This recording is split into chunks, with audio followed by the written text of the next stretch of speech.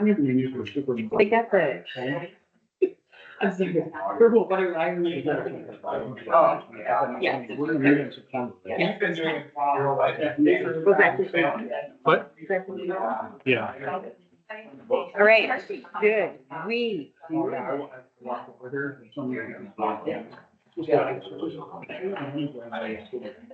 you ready to rock?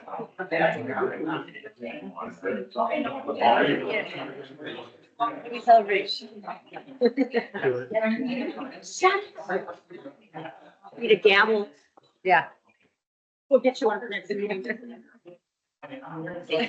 Everybody's just really excited to see you. That's good, I guess, right? I know, right? We're still 9. We'll go to 9. I'll let everybody get to it. I don't get that. This is not.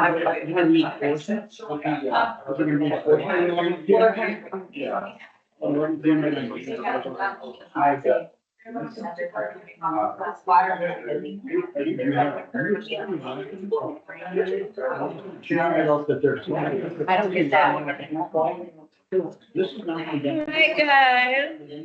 Oh, are we waiting for John to get there? Oh, okay.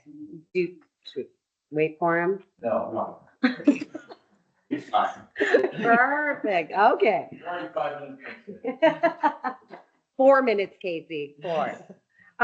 Okay, we'll call this meeting to order, and because we have some new faces and our last meeting was back in April, I wouldn't mind if we just quickly went around the room, said our name, and I guess maybe which business you represent. You want to start with Dave? Oh, Dave Strobel, let's see, I'm on the exec committee, Strobel Insurance downtown, on the property downtown. Been on the board for a long time. Erin Thomas, Executive Director of Deputy. I also own a business in the South Barstow bit, for the last 15 years. I used to serve on this board. Steve Harmon, Harmon Group, commercial property, Barstow. Bridget White, I am the Lieutenant of the North District, after the Eagle Cliff Police Department, in Province of Washington. Oh, perfect. Casey Stevens, State Farm Insurance in downtown. Very nice. Angela White, School Street President. John Wilkinson, with your team. Still in Molly Connecticut. Lower C, Police Defense. Travis Albrecht from valueofchurch.org. Jerry runs on the exec board out of year and a half, and flies Olson's ice cream. Too long is the answer. Too long. Jennifer Pentek, Accounting Manager, City of Eau Claire. Aaron Roth, Neighborhood Services, City of Eau Claire. Nikki Olson, Art Box, and I'm on the Techie board as well as the exec team here, so. And I'm the chair. I'm in the middle. All right, I just wanted to say, I know that the agenda looks a little overwhelming. There's a lot of bullet points. It's mostly a lot of updates. Like I said, we haven't met since April, so there are a couple action items that I'm glad everybody showed up. So we've got that cleared, but I say we jump right into it. The first thing I do want to ask, we're going to go through the minutes and current financials, and then we have a city update with the Day Resource Center and Ambassador Program, and I guess I need to ask the board if we can move that up since Bridget's here and then she doesn't have to sit through the rest of our meeting. Is that okay with everybody if we move that one particular item up? I would. Do I need to make a we're gonna vote? Move it to item number 3, right, or Yeah. number 4? After 3. Let's do it Okay. before budget discussion. Second? All right. Any more discussion? Great. All in favor, say aye. Aye. Great. Any opposed? None. Great. Motion passed. We'll talk about that soon. Let's move on to previous meeting minutes.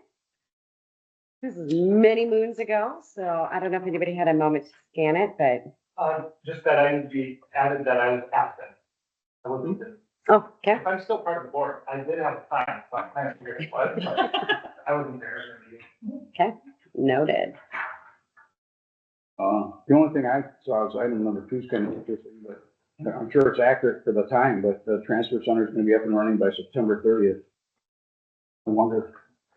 So, And that is an update. that was, That's going to be in a chair update. So yeah, Okay, we'll so get that back was- to that that for was sure. Yeah. Anybody else? Looking for a motion to approve the previous meeting. Thank you, Steve. Second. Lois, thank you. Any more discussion? Great, all in favor? Say aye. Any opposed? Great, motion passed. Let's move on to those current financials. I just want to let you guys know, we did meet at what was that, last week? And we did not have current financials, at that meeting. So this is kind of new to us, right now as well. We do have another, one more full board or two through the year yet? I'd say at minimum, you should have at least two. Yeah, I think we have two right now. Rescue Jackie. I would She knows suggest everything. that. I know you have two, you might need more. Yeah. So we're gonna have, there's still a lot of things that haven't shaken out with some, payments with landscaping or lighting or whatnot, so.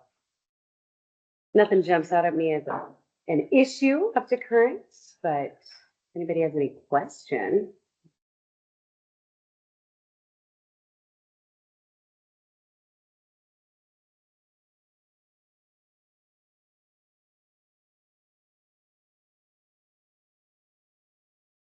Just to point out that you guys were over on garbage service, but you knew that was gonna happen.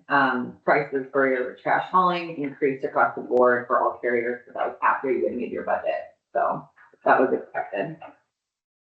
And I would comment that we said we were looking for several other accounts every time that are not in here. One being our other cash balance account, but I know there's a couple of account numbers that we're talking about that are not here. We need reserve balance account and the cash balance with interest. Do you want this for every meeting? I think we were looking for that, but I think we're putting that in our current operating plan when we're working on right now, so then in the future, I think we'd like those. I don't know if this ever got shaken out, but we were talking about, we allocate typically like $50 for stormwater, and suddenly we had an additional water service charge for like 187. And I know we talked about that, but I don't think we ever got an answer on what that extra water cost was, because we don't typically budget for it. What's this one here? That'd be that line 6252 on that first page. What accounts payable? Accounts payable, where they have the wireless ones. I was Yeah. told that they. It's the city water charges are being allocated to those bids.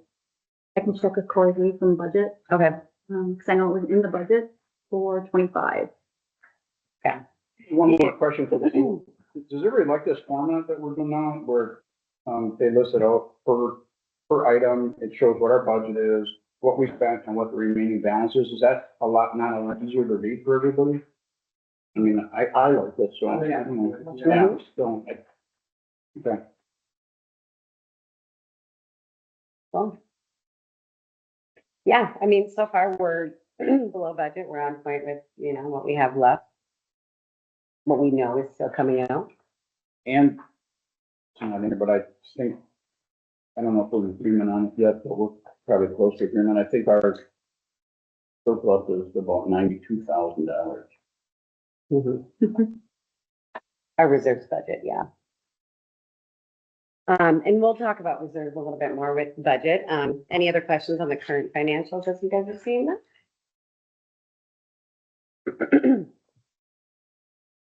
No. Thank you, Kate. Is that a motion to pass these current financials? Yes. Perfect. Second, thank you, Lois. Any other discussion? Great, all in favor, say aye. Aye. Any opposed? Wonderful. It should be a clear looking statement when we all get together next time. We'll have a lot more dollars that have come up probably by then, so. Great, so we are moving up, the Day Resource and Ambassador Program. I do believe in the packets, you have the block by block program in there. So it was asked, I guess, it was requested by one of our board members here, if we could just have a conversation about this. I know me and Aaron have talked on this a couple times too. What exactly is this program? We're how many months into it? What do we like about it? What don't we like about it? What questions still remain? So this is really just a moment for us to kind of share what we think. We have our downtown officer here who probably knows more than we do. But yeah, I just think this is kind of a discussion period so that we can kind of give some feedback to the city too on whether or not we think this is a program, from our perspective, that's working. So anybody want to open it up? Bridget, maybe you could kind of walk through what you guys have been doing on this. Yes.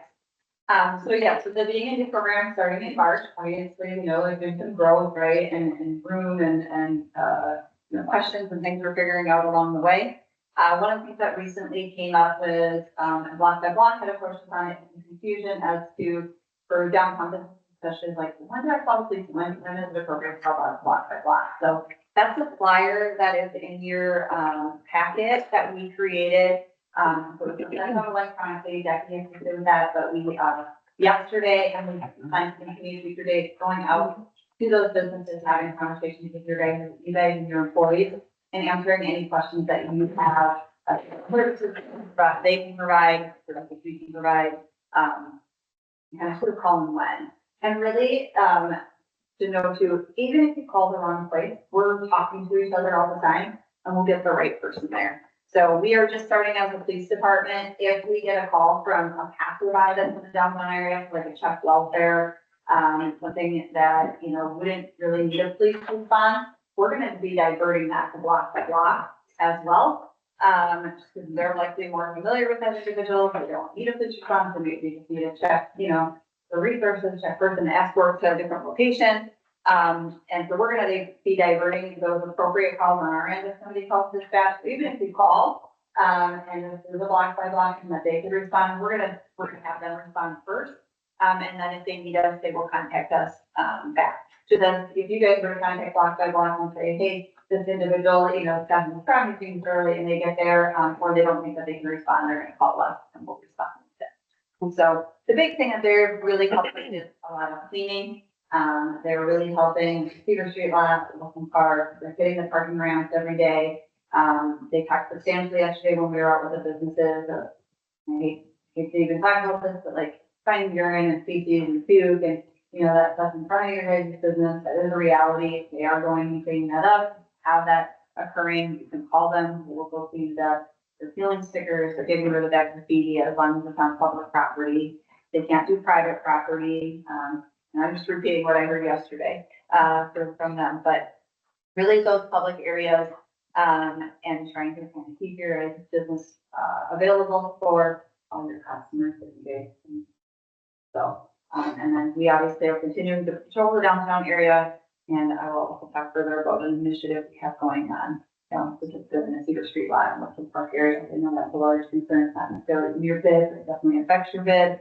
And so kind of where we're at with, I think, how Block by Block is going. They're trying to have a visible presence, their yellow bricks, yellow shirts downtown. But that differentiation, I think, is important, and trying to do more education on that. And I think it's, Your job this year. So 6 months they've been here. I think, to be honest, it's too early to tell. I think for the college version will definitely help when you start getting more familiar with having them respond to some low level things instead. They are definitely been very helpful regarding cleanup and what we're seeing in the Cedar Street lot and Wilson Park area. They've been all hands on deck for that. So. and can we just speak to real quick? So this is a program that has been covered for the next 2 years, like the remainder of this year and then one more year. So it's important that we, I guess, give feedback and keep on this discussion, because otherwise this is dollars that the city has to allocate towards this. So if we don't think this is something that works, I think it's important that we save that dollar amount for things that are better utilized. I guess the comment would be that I own 705 South Park, 80 corner, house. I spent a month down there, 3 months back, painting the interior of the property. Go there every day, throughout the day, earlier in the morning, and it was a disaster. There was no way I could ever get a tenant in there again. And my tenant that was there for 7 years left because of the homeless. It just looked like some kind of animal house, graffiti, wild drunken party that got out all night long. Unusable. And since Block by Block's been involved. I've been talking with Stephanie, the head of the street ambassadors. The Block by Block people are an individual company, they're a private company. And they go around the nation, they're involved in different bigger cities, and this is what they do. They get hired by the city to clean up, to talk to people. And I think since then, it's completely different. I went there at 9 o'clock this morning and it looked perfect. Nobody would have a problem. There wasn't trash laying all over the place. There wasn't, bags of clothes in the parking lot. It was totally functional for a decent business, to be a renter in my property. But I do have a concern of what would happen at the end of 2 years. Because that 200,000 wasn't really from the single player, if I understand it correctly. It was from the grant money, from COVID. So I guess there is a concern there, but what the trend seems to be that they're trying to educate the homeless to have some responsibility in there. That this is their neighborhood now too, that we can't just take care of you for 30 years until you decide that your health's gonna go. And the drug addicts, the better people, they need to be caught a little bit at a time, that there's a sense of responsibility. You just don't walk out from being the soldier house all night long and throw your food in the sidewalk as you walk across the street. Just small things like that. I think that's all the business community is asking, and that we have to continue to function. Otherwise, it won't happen. And the town will be a ghost town. So we appreciate that greatly, and I highly applaud their work that they're doing so far. Great job. Do they have a uniform, or how would I recognize somebody? Yellow shirts. Okay. And how many are on deputy downtown, and they have hours? Wasn't it like 200 hours a week or something? Yeah, there's 3 or 4 of the actual street workers, I think, and 1 or 2 administrators. They're gonna have a gator vehicle, which is a side-by-side thing with a box in the back. I got them set up with a good deal on one, so they've got that coming, so they'll be able to transport somebody, quickly to the new daytime shelter or something like that, that they'll be able to take care of the trash and that. And hopefully, if we can continue to keep educating them, our need for them will decrease. I guess that's everybody's hope, I think. So it's $200. 7:30 to 7, Monday through Saturday. I'm gonna, like, just speaking from my perspective, because I'm right next to acoustic all day long, and I can tell you it's been a little bit of a confusing, I don't know if I love it or hate it. It feels like the pressure is gone a little bit, like we don't have as many people kind of crowding around. There used to be a lot, like on our particular corner. So you don't feel like you have that, yet I do feel like Wilson Park has gotten worse. So we've now moved the problem. So selfishly, as a business owner, you're like, okay, I think something's happening. I don't think the problem's being fixed. But I wouldn't say that I definitely see them moving around. So I don't know where time is being spent. Maybe it's early morning, maybe it's later night, but I don't see them walking up and down Barstow like I thought we once were. So it's been a little confusing. I do see, I think it just happens to be when you happen to be in a certain place. My office looks out over Gibson, and when they come from City Hall, I see them. So I see them literally every day, cleaning or doing outreach. So I wouldn't say that it's not happening. It's just probably where they're spending their time. I am interested in seeing this program. We can't expect to know exactly what's happening in 6 months. There's a huge learning curve for them to figure out, what to do. So I think it will be more telling, especially once the Day Resource Center opens, and how this all comes together. It's a huge issue, and no one group in the city can kind of take on it, and that's why we need to work together. I am a little concerned about the current boundaries that they serve, and hoping that, since you're in the room, Stephanie, just want to ask, in the contract, it does appear that we can adjust those boundaries. Okay, so that would probably naturally happen when the day shelter opens. Yeah, that's my understanding. Okay, good. Just because right now they're not actually allowed to service the area up to the day shelter from their contract. So as long as it's flexible enough and we're continuing to monitor where their needs are, I think that's important. So they are out there. Oh, yeah, I know. I it's like I see them, they're good. It's just I don't consistently see them. Yeah. It's kind of like, I don't know if you guys have ever called the street ambassador hotline, right? And I've had it where I call and somebody jumps up right away and is taking care of an issue. And then I've had a call that's, I've had to call again and nothing's happened. So I think it's just consistency. But again, it's still early in the program. We're only 6 months in, so. And you guys did a walkabout the other day, and kind of, yeah, and so I think that's always good too, to check in with businesses, I'm sure. You know, we can't put our tables or our chairs out, but sometimes. And, so. That's, Yeah, interesting, when we were walking by our business yesterday, I had said, should we hand out a flyer for acoustic? And I got the feedback that, oh, no, we're in acoustic all the time, and they call us a lot. Yeah, so, next time we're walking, we'll make sure it's that. yeah, and you sent this out digitally, but you didn't. Why can't they walk around and then? We are. Oh, Yeah, they were out yesterday, I ran into them on the street. Your manager, Bridget, is very well connected to yes, I was gonna say, she's on it. I think I would like to see if I can ask, that they focus on, there's certain businesses that need more focus than others. Step, acoustic, Rick Service Center. There's a block where I think giving them a little like higher level of attention and making sure they definitely know who you are and definitely have connections, maybe even, your contact, who knows. But there's some people that see realer issues than the rest of us. So I'd like to see them get a little bit more attention if I can suggest it. Well, your bathroom situation, So that's what I was gonna actually ask, so you're saying you don't do private, like what, could I share that hallway with being coffee and I come to their or everything in there? And because people think that's a public bathroom, but it's not, it's a private building, so you guys should never with the door thing, or what do you mean? Or were you saying cleanup, you won't do cleanup on private property? we don't do cleanup on private property. But the street ambassadors will come in.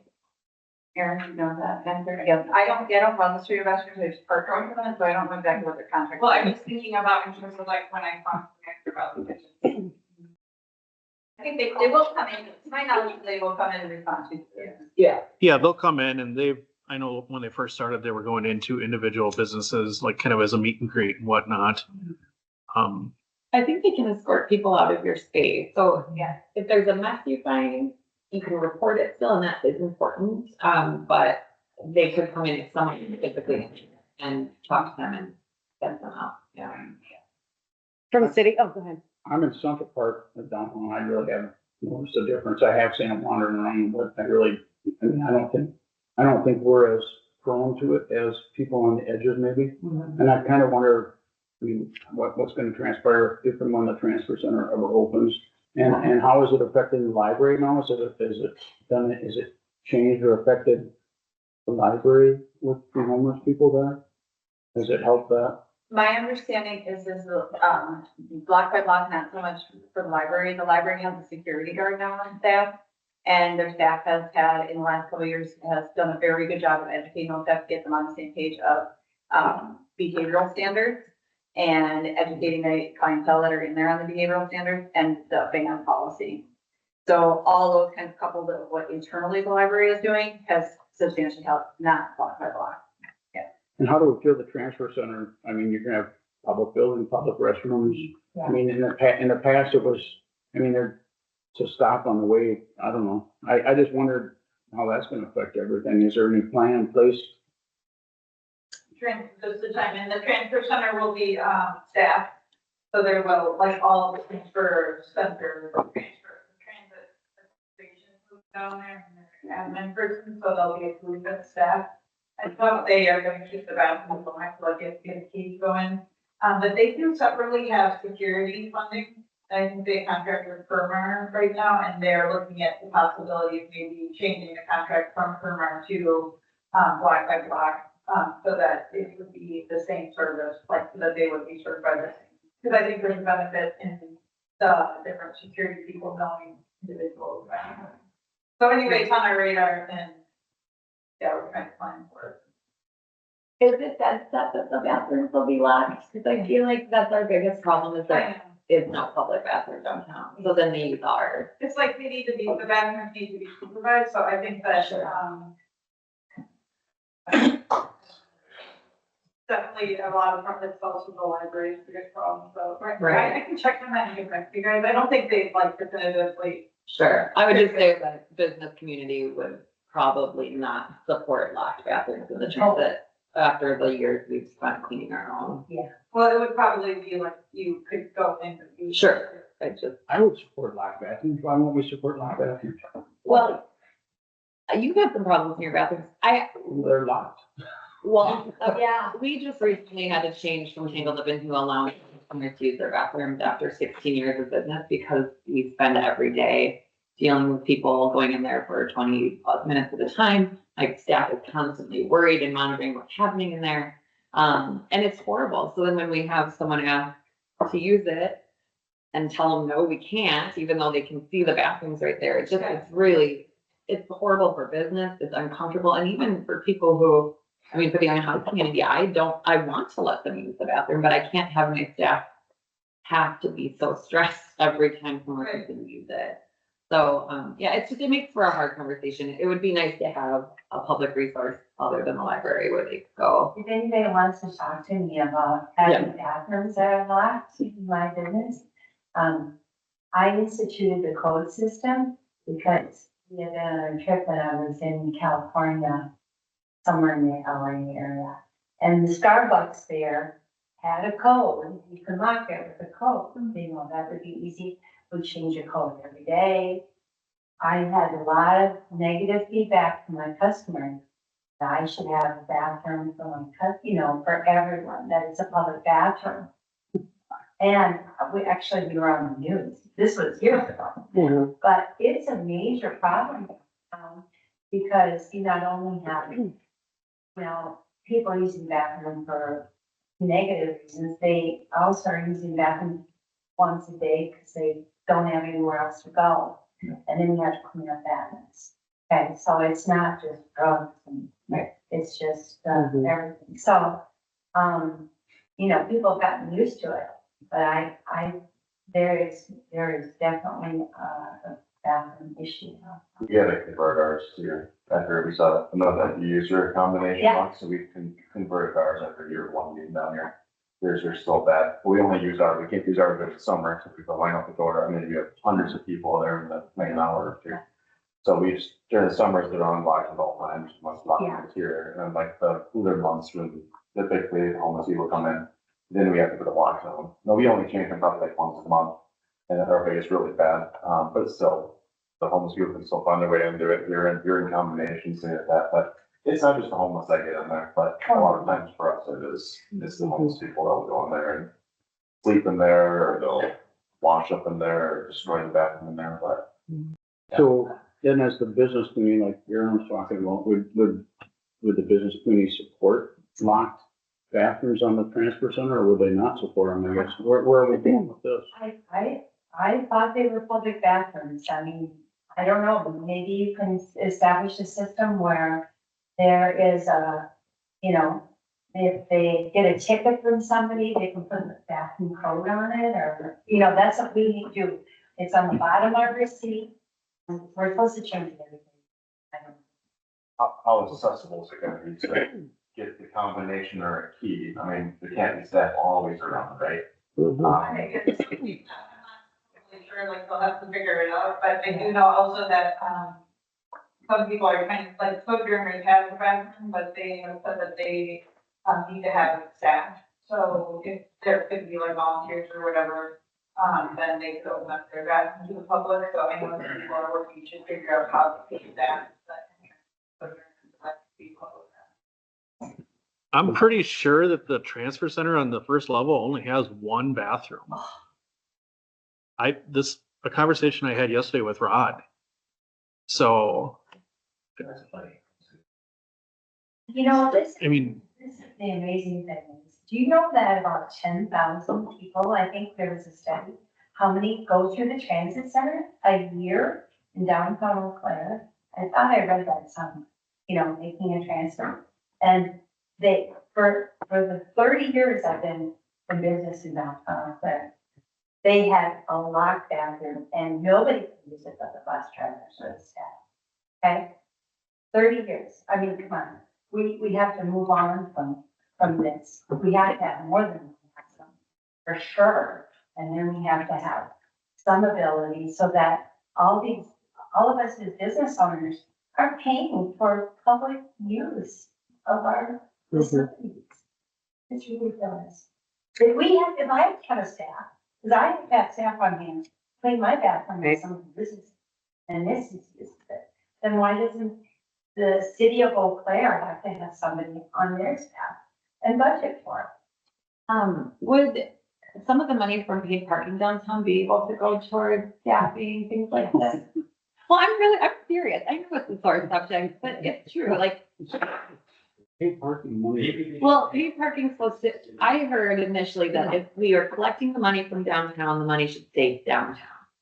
So a transit center that has a parking ramp with bathrooms, this seems like a very natural step. Money collected from parking going towards either enough bathrooms or staffing bathrooms that can be public use. You really don't see the connection there? Not at all. Wow. No, You know- that's, for me, that's parking revenue going towards social services. The parking revenue should be for enforcement. It should be upkeep of the parking ramps. which- Well, that would be upkeep of But you think parking. that's upkeep, maybe? I don't know. That's just me, but. I just know that in any major city you go to, or even smaller, like Hayward, Wisconsin, you have a public bathroom. And I respect and understand, but, same problems are gonna happen in the public that happen in our private bathrooms. And again, like Lois just mentioned, we shouldn't have to be paying staff, material time. I mean, that is purchasing from us, our customers. Difficult thing to do. But anyway, when I feel bathroom is just something I wanted to know. Does everybody know is Phoenix Park, Black Pepper, those bathrooms are locked. No, they are, these park bathrooms are open, and the Camry bathrooms will also open. They just, unlock, at night at certain times in the Fulton Park. Okay, Yeah. And seasonal. And seasonal. Okay. Yeah. Here's the map. Yes, so, thank you, Erin. So the Department of Human Services and Health Department works to come up with a map of public restrooms available. The city hall.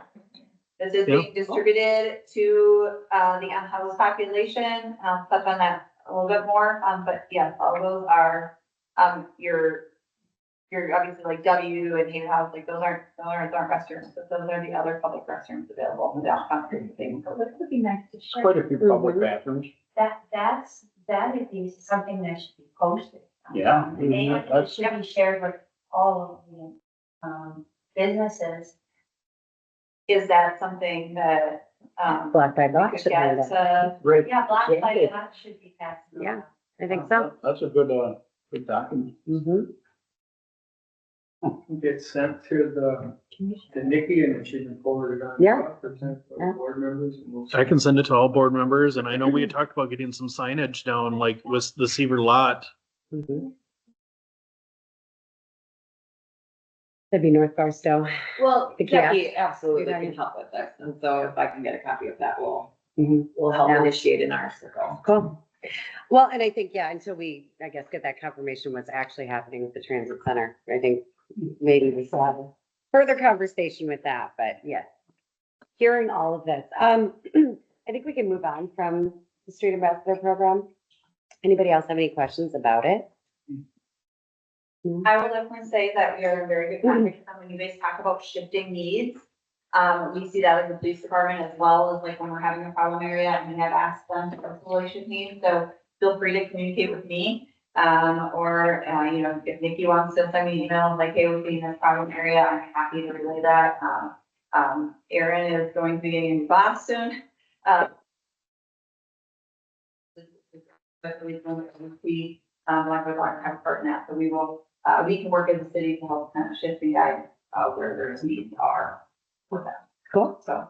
Well, thank you for being here. Thanks for the feedback, guys. I'm sure this is Can not I the last touch on time. something else? Yeah. Okay. So there has been, just actually had an email about it. There's been word getting out about a new initiative that's occurring down in Cedar Street lot in Wilson Park area. I want to speak to you guys directly about that. I'm not going to sugarcoat things, I'm not a sugarcoat person. I know it's bad down there. Talking to Steve actually about it, like, we have a lot of concerns, Benny as well. The concerns are endless, have been meeting with Benny for years, and the whole Ontario open block, and it's just gotten worse. And we are aware of that, and there's a lot of concerns down there regarding the safety of the park, not being able to use the park, the YMCA kids aren't coming to the park anymore. The deterioration around Cedar Street lot and the entire block, is very sad, and a lot of people are not feeling like that's a safe space to use, so. Yeah, this week we had our front door broken into, so the glass was broken out. We got that part like boxed up yesterday. And so you actually can have this, because I brought this up to the board years ago when soda was starting to develop and the spillover would have done causing more issues in the neighborhood. There is a nuisance law in every city. City hall would dictate me to go to the health department, because the health department issues nuisance laws. Health departments never responded after like 12 messages. And then last week I get a nuisance letter from the city about the Cedar Street lot and the buildup of refuse or the cans that happen there, or excrement on my property, or me parking a vehicle there. So, and then the week after that, the door is broken into. So I mean, all our businesses have been busted out in the last 5 years. So I mean, that's why they're all just boarded up, and why we haven't redeveloped the property, because we did bother to buy it all the time. Is kind of what John's just saying is, do you put money into an investment, then that never runs it out? And it's that kind of that cycle. This is what we have and how we deal with it. Sorry, I'm cutting off, but. No, it's okay. It is a multifaceted problem down there, which is why we're taking a multifaceted approach. So police department asked, pretty much every city, MC, and Department of Human Services, block by block, Western Ontario land, to come to the table. We had a meeting about 2 weeks ago to come up with a collaborative plan to have proactive outreach and contact in that neighborhood multiple times a week and clean up. So we are going out multiple times a week. We literally, and I know you guys have down there doing it for years, cleaning up feces, cleaning up needles, cleaning up all the garbage in the area, going through making contacts with businesses. But I think it's very important for us to be out there in addition, because we're working on collaborative problem solving and hopefully creative. So, Benny's property, I understand absolutely his concern back there and what to do with it, but, there's some structural issues with it and the vacant lot that obviously also have a problem, of people being back there, but also getting sojourners to take ownership of kind of their clientele in the off hours, potentially opening their bathrooms so that people can use them, working on a garbage solution back there with them. And Aaron has been talking with inspections about that. Health department has been out there to obviously deal with some of those health department related issues, the needles, the feces, and try and come up with solutions for that as well. We have our streets department out there cleaning up the garbage. We're all hauling garbage, trying to get that area cleaned up. And then also having an outreach component with Western Dairy Land, block by block, and Human Services. They're starting this week on the outreach to get that unhoused community also invested. And like, as Steve said very well, this is your neighborhood as well. We want you guys to be safe and utilize the neighborhood appropriately. These are the expectations. Here's some resources, and we can all work together on this problem. So I've gotten a lot of questions and concern about enforcement. At this point, we are doing education and educating on ordinances, educating on standards of behavior, and also trying to utilize that as a collaborative and a creative problem solving approach to solve the problem before we move to enforcement, or if we were to do enforcement. There's a lot of concern about enforcement, in fact, of whether or not, tickets inhibit housing, and it's a very convoluted approach, and there's different philosophies on that. But I guess what I want to impart on you guys is that we have a very large group that is out there multiple times a week proactively. We are working very hard to get that neighborhood cleaned up, and utilize everybody's kind of skill set and talent, and trying to do that the best that we can.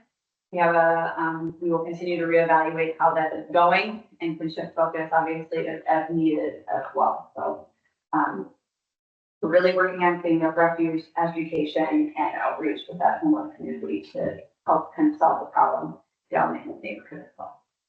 This problem's gotten, I think, exponentially worse in the last few years.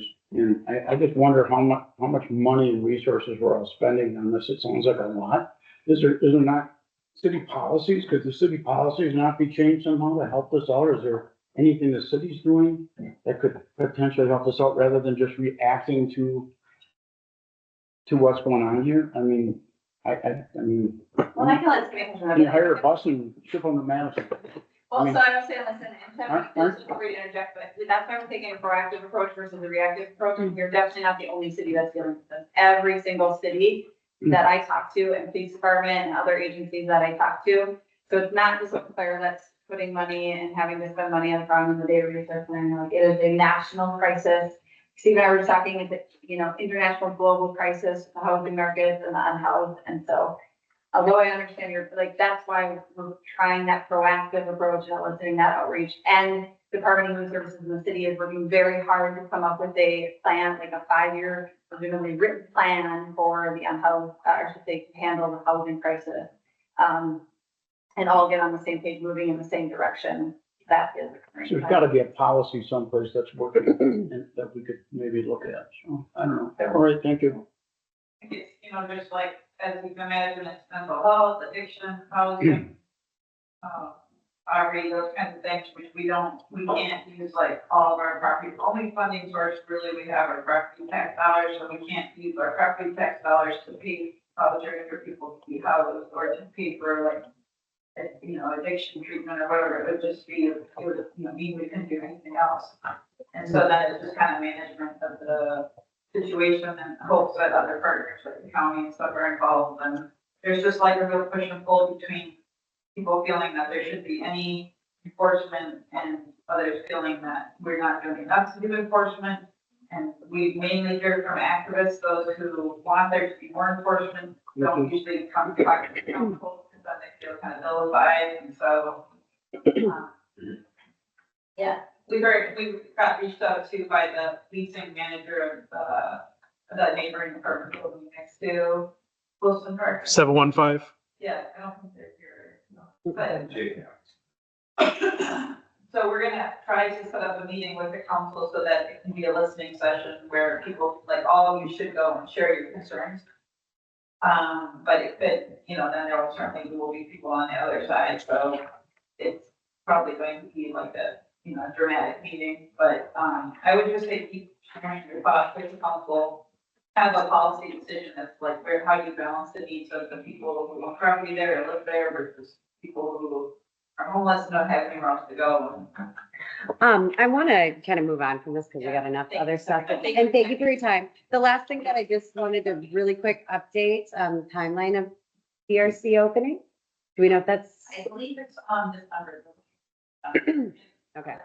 Seriously consider remodel right now. If people ever want to tour, I'm sure that can be arranged, but they're well into it.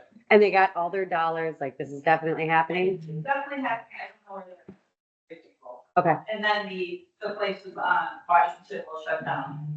Those are really hot, they don't even have it, so they need to shut down. They're on like on emergency use. Yeah. Okay. Yeah, I've been always excited about the DRC and I think it's kind of this conversation that it feels silly even having right now because I think things are going to change dramatically again when that does open and Yeah. we'll have a whole nother conversation. But I do think, it's important to all of our businesses. It affects our daily operations. So, we do need to constantly be talking about it. But for right now, we need to move on to budget. I'm going to pass this around. This is not included in your packet, you guys. This is the budget as discussed at the exec meeting. First thing I wanted to touch on was the mill rate. I don't know, some of you guys are new, but last year was crazy to say the least. We had lost millions of dollars of assessed property value due to a mistake, if you will. So we really had to shift around our mill rate. We had to raise it up quite a bit. What was it last? Well, I'll give you guys the numbers. So I just wanted to say, so from 2023, the assessment value was at $82,772,000. And we had lost that next year. So the year I'm talking about, 2024, it went from that 82 down to 68,872,000. So we lost about 14 million in assessed value. The mill rate shift that had to happen because of that, and our budget dollar was up to 211,000. The mill rate would have been astronomical to meet that with that loss of those assessed dollars. So we scaled back from 211,000 to 178, and that's currently where we sit. The budget rate for last year, or the mill rate, excuse me, at 178,000 was 0.00258. This year, with the assessment value went from 68,872,000 to this year it raised to 69,409,000. So we gained a little bit in assessment, which means our mill rate, keeping current at that 178,000, did actually lower a little bit. So it would have gone from that 0.00258 to now 0.00209. That makes sense. I know this stuff is very It confusing. makes no sense now. When it was Exactly. Exactly, it was reversed. Right. You said that the assessed value went down. Yeah. And it actually- We did have very clear financials for exec meetings, so this is much better. We felt comfortable at that 178. I think we have enough in reserves if we want to work on special projects that we've got dollars to handle. I think eventually this mill rate does need to go up. I think in the last year, it was such a big jump going from 0.00167 to that 0.00258. That was enough for one year's big jump that we didn't feel like we needed to raise the mill rate on property owners this year. Is this year the reevaluating properties, commercial property? Yeah. With the city? Yeah. So that would be, the increase we implemented in 26 in taxing or I 27? believe it's 27. 27, okay. But it We wouldn't can address that necessarily, next it's year. not Okay, so it's not gonna necessarily affect us this year. an increase, it's like a reapportionment, so some may go up. That's generally a wash, and that doesn't. Everybody's go up and it keeps the mill rate stable. Kind of the same. Right. So essentially, this is good news, like for property owners, mill rate is not going to change. You're actually going to save a couple bucks this year. But we did want to go over what we had discussed for budget dollars. So you guys all have that in front of you. This is a draft, of course, and we're going to be looking for an action today to approve this letter to go forward for our next year's budget, if you guys all agree to it. Other materials and supplies. I do believe last year we had something like $4,500 sitting in it, and we weren't quite sure why or what we needed that for. So we reallocated that dollar amount down somewhere, I think, in landscaping. Auditing stayed the same. Outreach and special projects. There's been a lot of conversations at our outreach meetings, at exec level as well. That was a really important, committee that I thought that we had really needed, getting out, being the face to, speak with the businesses. And it's, a lot of the conversations have really led us to believe that that's not really the work that we should be focused on. That should be the work that, a group like a Decky we hire should really be focused on. So to put our dollars towards that when we could really be, moving those dollars to a group like Decky made more sense. So I actually don't think that we had even started spending any money out of it this year. So we are talking about getting rid of outreach as a committee and taking that dollar amount away. So there's where we kind of had some money. Garbage service, like we talked about, last year it sat at 20,000. We moved it up to 21,500 just to cover that little bit of inflation and that overage that we knew was going to be happening. Stormwater, same. Insurance, same. Music and maintenance. Is it 65 or should that be 75? Banner and maintenance. You guys have 65? It's supposed to be 75. But you're on music. Yes, yep. I think it says 6,500. 15, so. Yeah. The music and maintenance is gonna stay that budget, however, we may not use the full, most likely we use the full amount. if North Barstow, we'll talk about later, one North Barstow ends up using the speaker system we use, then they'll take 10,000, we'll bump it on 10,000, so we'll save 5,000 there, but I don't know if it's gonna be implemented in time, so. 15 is for next year. So, yeah, that says 6,500, but that should be saying 15. Yeah. Yeah. The music, yeah. Oh, what we're gonna see this year is 7,500 dropped into our reserves because of some contracting. We had like mid-year contracting happening with music maintenance. We're now getting it started on the first of the year, so. Yeah, we're only using 7,500 of that 15 this year. And that's where, yeah, we'll see that reserve money come. And just a note, the speakers aren't working right now. I don't know if you've noticed that, but we need to get into the secret room with the speaker. I did stop up there today and, check the code that Becky has for the garage works, but the door where the computer system is locked. So we really need to get in there ASAP. And so if Aaron, if you could help me get a key. I'm guessing Rob has one. But Colin from Converge needs to go and reset the entire system, so that we can get music back on. He tried doing everything on his end and it's gotta be the system, but we'd have no access to it. Okay. Well, the city would have the key. I'm guessing Rod Bone still who takes care of the structure, the parking garage structure. Although we probably need to figure out a way that we can access that, and if neighborhood services would have access to a key, so I could hit up Aaron to get in there if we need to, because it hasn't happened recently a lot. It used to happen like every other day and we were running over there, but when something like this happened, it's been out for over 2 weeks now. So, and I reached out to try to get a key. I was also trying to figure out what else we could do, but if we could figure out how to share that key with us.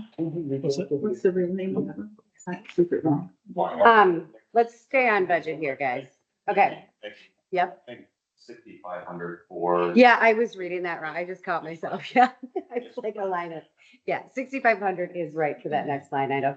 Banner and maintenance. We used a lot of it this year, but we didn't get new banners, and that's something I think we've always talked about is adding more banners as time goes on. We don't just have Barstow, we also have Graham and potentially Farwell. So yeah, we wanted to fluff that up a little bit more. We moved it from 5,000 last year to 6,500 this year. Landscaping always could use more money. There's just always more stuff to do, more projects, inflation, et cetera. So we took money from where that, other materials and supplies and outreach. And we moved that into the landscaping. So thank you. We went from that 52,350 last year, and that is now sitting at 56,850. So a little increase there. Nothing changed with lighting and maintenance and sponsorships and bid staff support. So that's the biggest difference is last year we had bid staff support at 40,000. It was an absolute nightmare trying to get money to Decky. So this kind of leads into a whole nother conversation, utilizing and working with Decky and how those monies are to be allocated if we choose to do that. So rather than giving the $40,000 with the idea that it is purely administrative work that we're asking for back, we had split it up between the line items and did 20,000 for the bid staff support, which would essentially be like administrative work. And then the other 20 would be sponsorship, much like we approved for last year, sponsorship to the various events that they do. And the sculpture tours in there. And the sculpture tour is included with that. So, are my dollars, like, are we this all adding up correctly? Yep. Okay. How much do we have in reserves? 92,000 current, and we're 92,000. And I think we're dropping in, I don't know, maybe close to 10,000 more this year. Between, Almost likely. yeah. Depending on the snow. So we're sitting in, yeah, right. So we got quite a bit of reserve dollar. With the reserves though, there are some big projects that have been kind of in the works. And so although it is a high amount, a lot of that could be used for some of these larger projects. Dave has a really awesome lighting project that is going to take a lot of time and energy, but it will cost decent amount. And then additionally, your speaker system is well over its shelf life. It's still going great, so who knows? But there might be upgrades there that are needed soon, as well. And also, we've always, that's why there's nothing in snow removal, because we always put money in there and then we also put it into reserves, and so we kind of quit doing that. But if there was a snow removal, that could cost us 10, 20 grand. Or bad year could And be we, more. we just kind of determined to take that out of reserve. The other conversation, though, we did have it at exact on reserves, and Nikki brought it up as well. Do we wanna start drawing down 20,000 of that and reducing or increasing our budget based on that? That's another question for the board that Nikki sort of brought up. So, I mean, I think anybody has feedback. Yeah, and just to speak on that a little bit, like the reserve, I kind of thought, well, gosh, we're collecting this money, we're not even spending it. I mean, it's set at a pretty high reserve dollar amount for some years. So I'm really on the hunt to make sure that we like know what we're doing with that money. And if we are saving it for special projects, that we know that that's why the money's sitting there and it's not just sitting there. Yes, of course, we do need to keep some for, things like snow removal, problems with potentially irrigation lines or, whatever speakers. But yeah, I think at committee level, we're all talking about different big special projects. So hopefully that's just a conversation that we clarify or confirm in this next budget season here. Any questions on this budget? We have, 57% of the budget. Okay. I mean, it's big, right? I don't feel comfortable knowing it. I've said it a couple times at meetings. I mean, I'd like to know what we're doing with it. So what should we have in this? what's a good, Well, right? so as long as you're planning for projects where you spend it, it is not unheard of to have money like this in reserve. The problem would come when it's year after year, you're not meeting your budget submitted to council. Like you're just not doing the work you said you would do. I don't know that that's the case here. I think a lot of our reserve money came from 3 or 4 years of budgeting for snow removal and not using it because it was a significant line item. So it jumped pretty recently for that reason, and that's why you guys need to shift to now pull snow removal from reserves. You have a big bid, so if something would go wrong with irrigation or with the speakers or lighting, you're gonna need to have, I would say, at least $50,000 to play with on that because you just don't know. I would agree. Yeah, but that does leave money there. And so one thing that the North Barstow had started doing, mostly because they weren't able to get projects done for a variety of reasons, they had really aggressive plans in their capital improvement budget to spend, but just by the nature of working with government and red tape, it didn't happen. So they kind of put a lot of money in reserves without really wanting to. What they ended up doing is starting a grant program for the businesses within their district. They call it the beautification grant. So you've probably seen a bunch of murals pop up recently. So what they decided to do is if we had these plans to put electric in Phoenix Park, but we weren't able to make them happen, we're gonna pull money from reserves every year to allow businesses who, once the money is out from us, are able to more nimbly use it and do things in real time that make real progress. So they've done that program now. This is their third, going in their fourth year. And every year they basically plan to pull 20,000. Well, it used to be 10, but now it's $20,000 from reserves to open up to their businesses and their bid to do beautification, enhancement, facade improvements, things like that. And it's been very successful. This year alone, they had 3 murals go up in less than a month of time by funding that program. So that's always something you can do when you're not meeting the mark, have that option available. Doesn't mean you have to spend it, doesn't mean you have to accept any of the applications. But it could be used that way too. So it is a lot of money. I do think you guys should start kind of planning.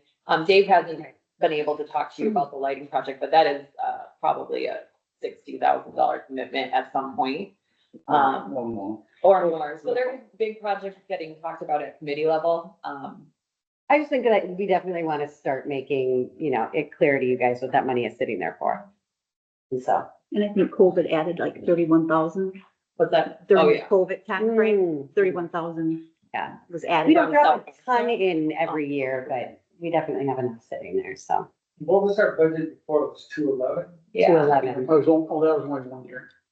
Yeah. 1 year when we got a bunch of buildings came online or something.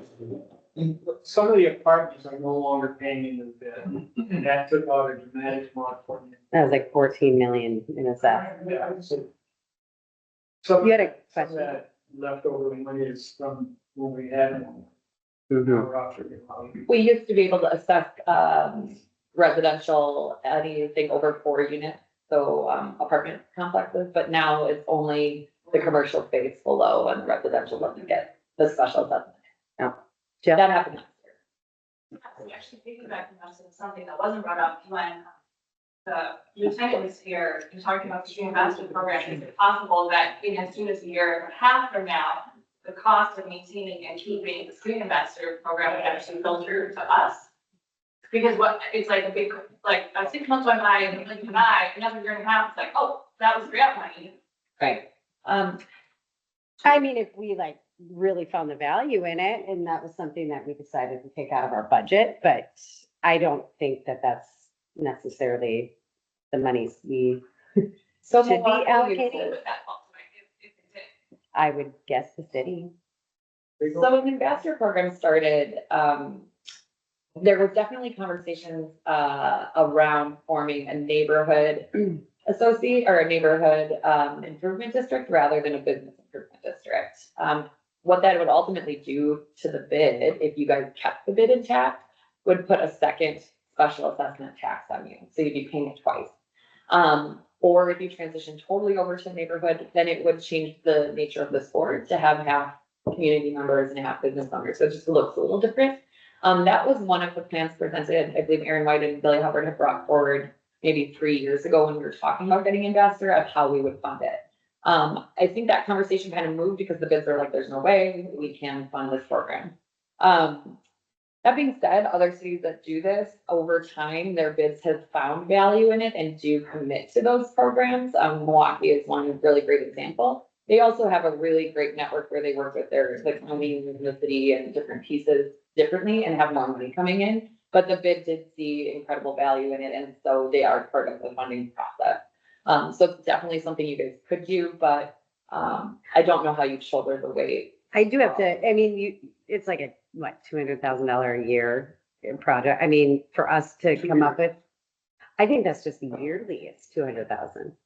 But then. Was it, I think it was 400 in total, wasn't it? 350 total, okay, so, for 2 years, so.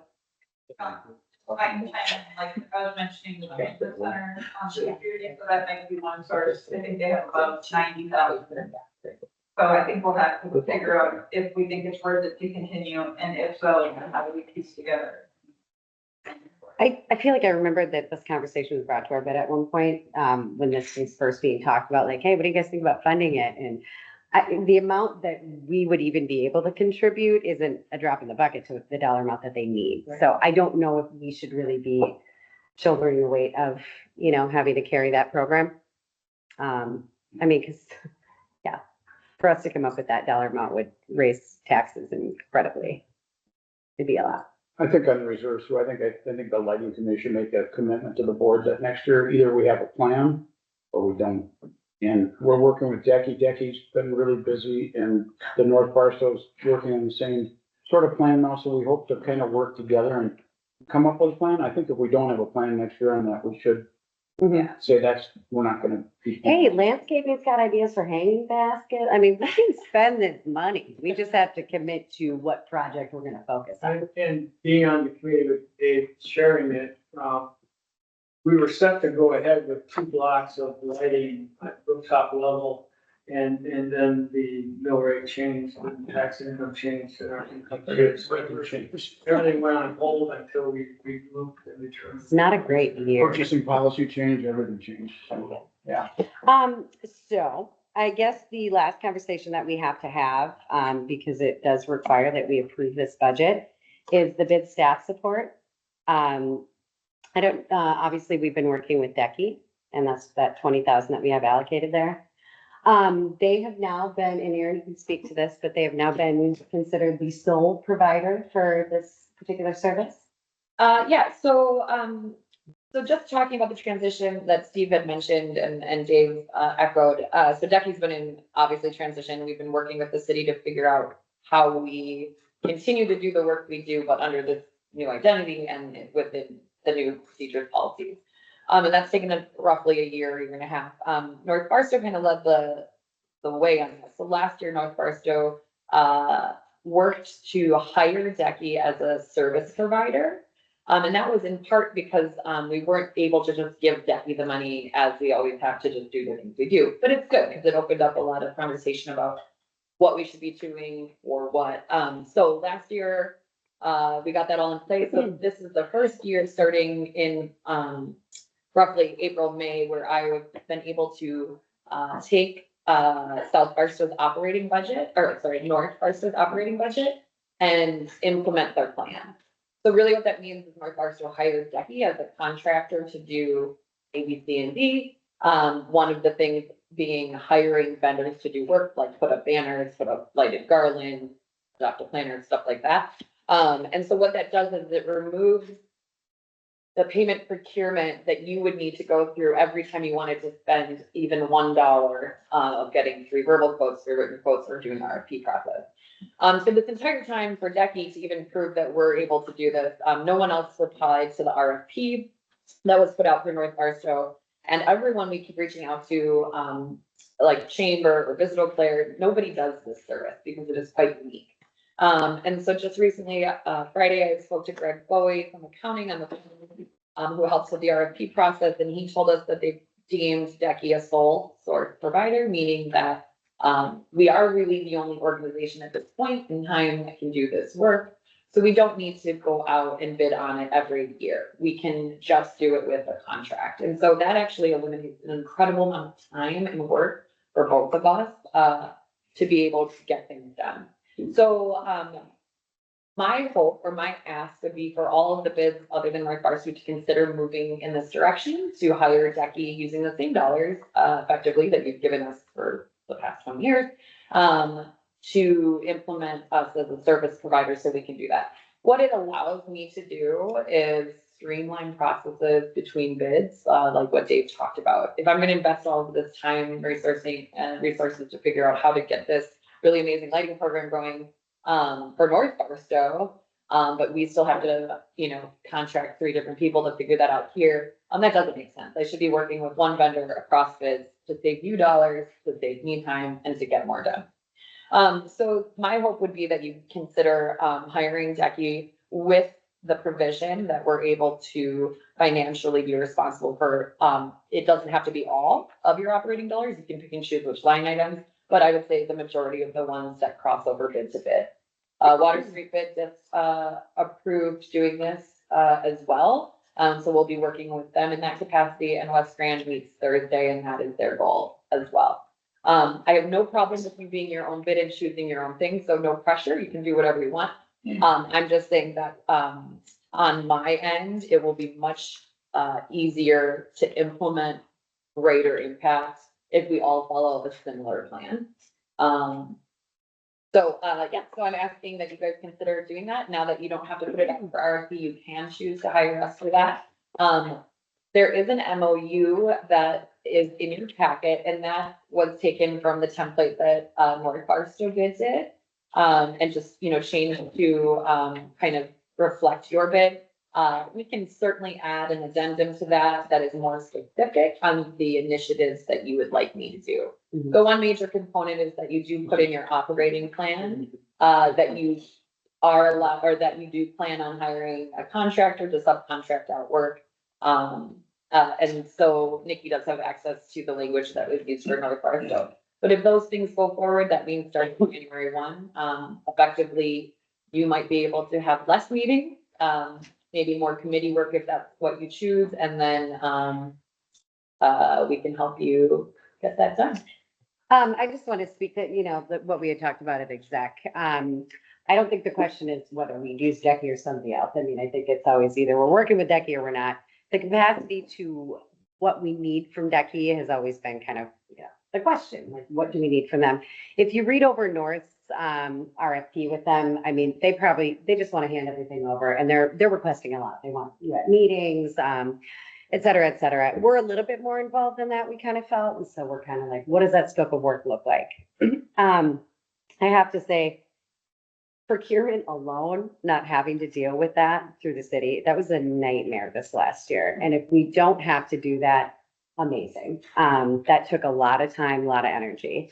I think it's really important to me anyway, that we start finding some consistency and having a constant, a group like Decky can hold all this information.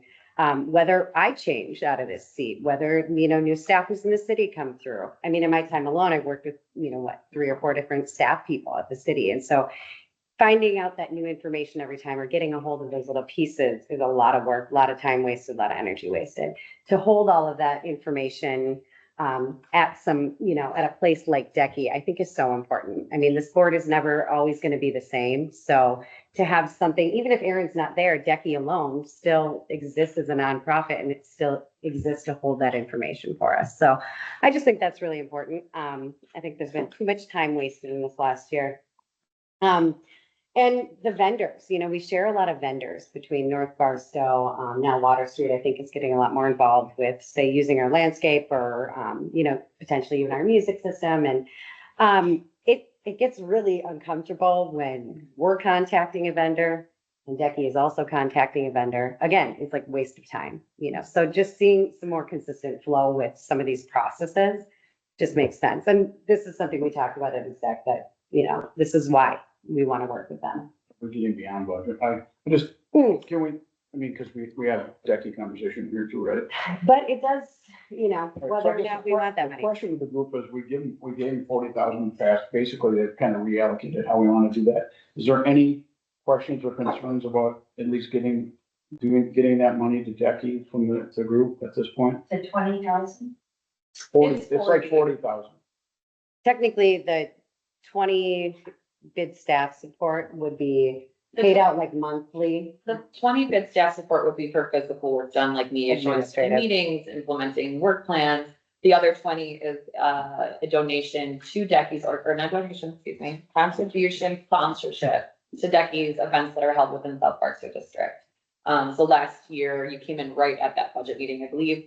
Or at that meeting where we did that. So we allocated about $5,000 to each one of our events, the sponsorship for our South Barstow bid, to keep having Fall Festival and all the other events we do, Devon Township Retreat and Market Holiday. So essentially, Decky's going to see the money in 2 different ways, through monthly, administrative invoicing from us, and then Basically goes to pay staff and stuff, right? I mean, basically. yeah. Traditionally, they were getting 40,000 annually all the time before, and their only responsibility was to run 2 events. It used to be, the history part of it was, the donation from South Barstow came for hosting the requirement, like there needed to be 2 events held in South Barstow District, Summerfest and Fall Fest. Summerfest has been gone away, obviously a lot of different events have popped up, but that was kind of the mindset a decade, 15 years ago, was why South Barstow contributed to Decky, previously.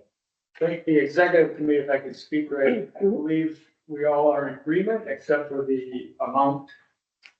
There may be some items kept back, like lighting. Dave still wants to control that until we get perhaps some of the bigger projects completed that we're working on. 40,000, I think that's different than contracting services. Correct. And in the past, we didn't just require 2 events from them. They were part of the city. Right. And they provided our minutes, they did all those types of things. And we were sort of matching. The city contributed 85, so the bids all contributed to sort of match what the city was doing. I think that's how it worked in the past. But So- once we started the separation process, we realized some things came to light. Like when Matt got hired to do minutes, then immediately we were told Matt can't do minutes, he's not a city employee. So it kind of opened the door to be like, wait a second, what is Decky? What is it supposed to do? What is city staff expected to do for the bid as the bid being part of the city? So the can of worms and Pandora's box. So there's really, Well, so right now it's 40 is the plan that if they took on more services like lighting, garbage, would then that money increase to Decky in next budget year? Yeah, why not? No, It's just the Right. maybe lighting. Every other bid is It's just part of the increasing drop funding from to the Decky 40. this year. That's FYI. The goal with Decky, the goal with it becoming independent from the city is that she's a business. So with the 4 bids, the hope would be is that she could unitedly bring in the cost for lighting cheaper from these contractors, because now they're doing more and cheaper than one there. The other thing that I kind of see is that, she's gonna be not necessarily, there may be another person that Aaron's setting in this chair in the future, but right now I think we're very fortunate in having her experience to want that position.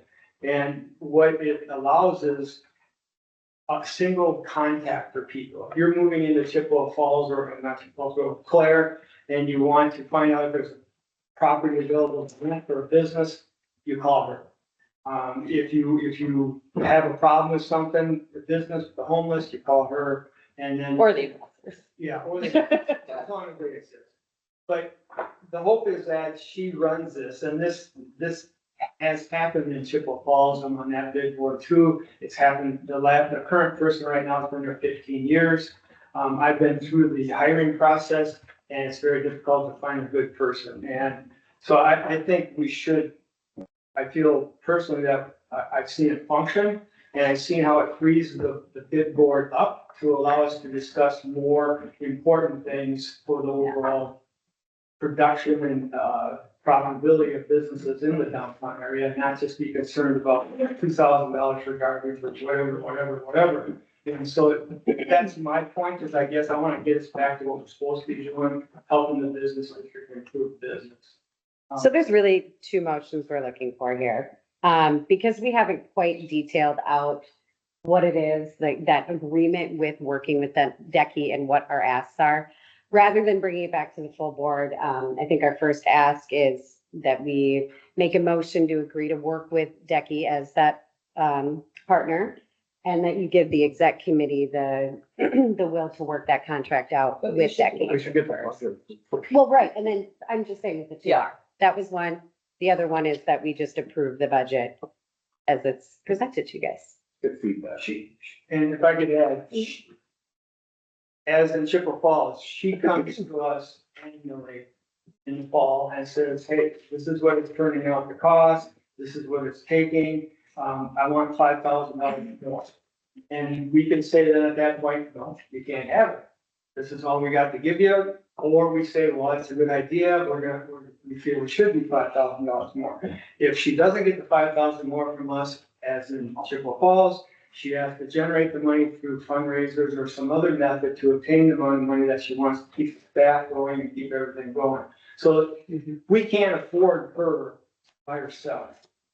The bids have to be together and united to afford what she's gonna bring. This is gonna be the first year too that we have an official contract that outlines what it is our needs are. And if we're asking too much, they can very well come to us next year and say, you guys need to like offload some of this because we're putting in more hours, or they can request more money. We're not gonna know that until we ask what we need and they do the work. Madam President, and is it appropriate at this point, or Madam Chair, I'm sorry? You wanna make a motion? Yes, Is it appropriate to make a motion? I love it. Anybody want a second? Yeah, I just want to ask, would it, if we wanted to, so you can't just out the other bids, they'll increase this year, so wondering by what percentage, and if we wanted to just like as of now increase that, would that be just after you do this? So I did at the previous meeting provide a chart with some small, like to show what an increase to DECI would look like to your budget. So the North Barstow is increasing by $10,000, so a $50,000 contribution instead of 40. Water Street jumped significantly, probably when it's time for one thing. So we're gonna work with them for 12,000. Their previous commitment was 2,700.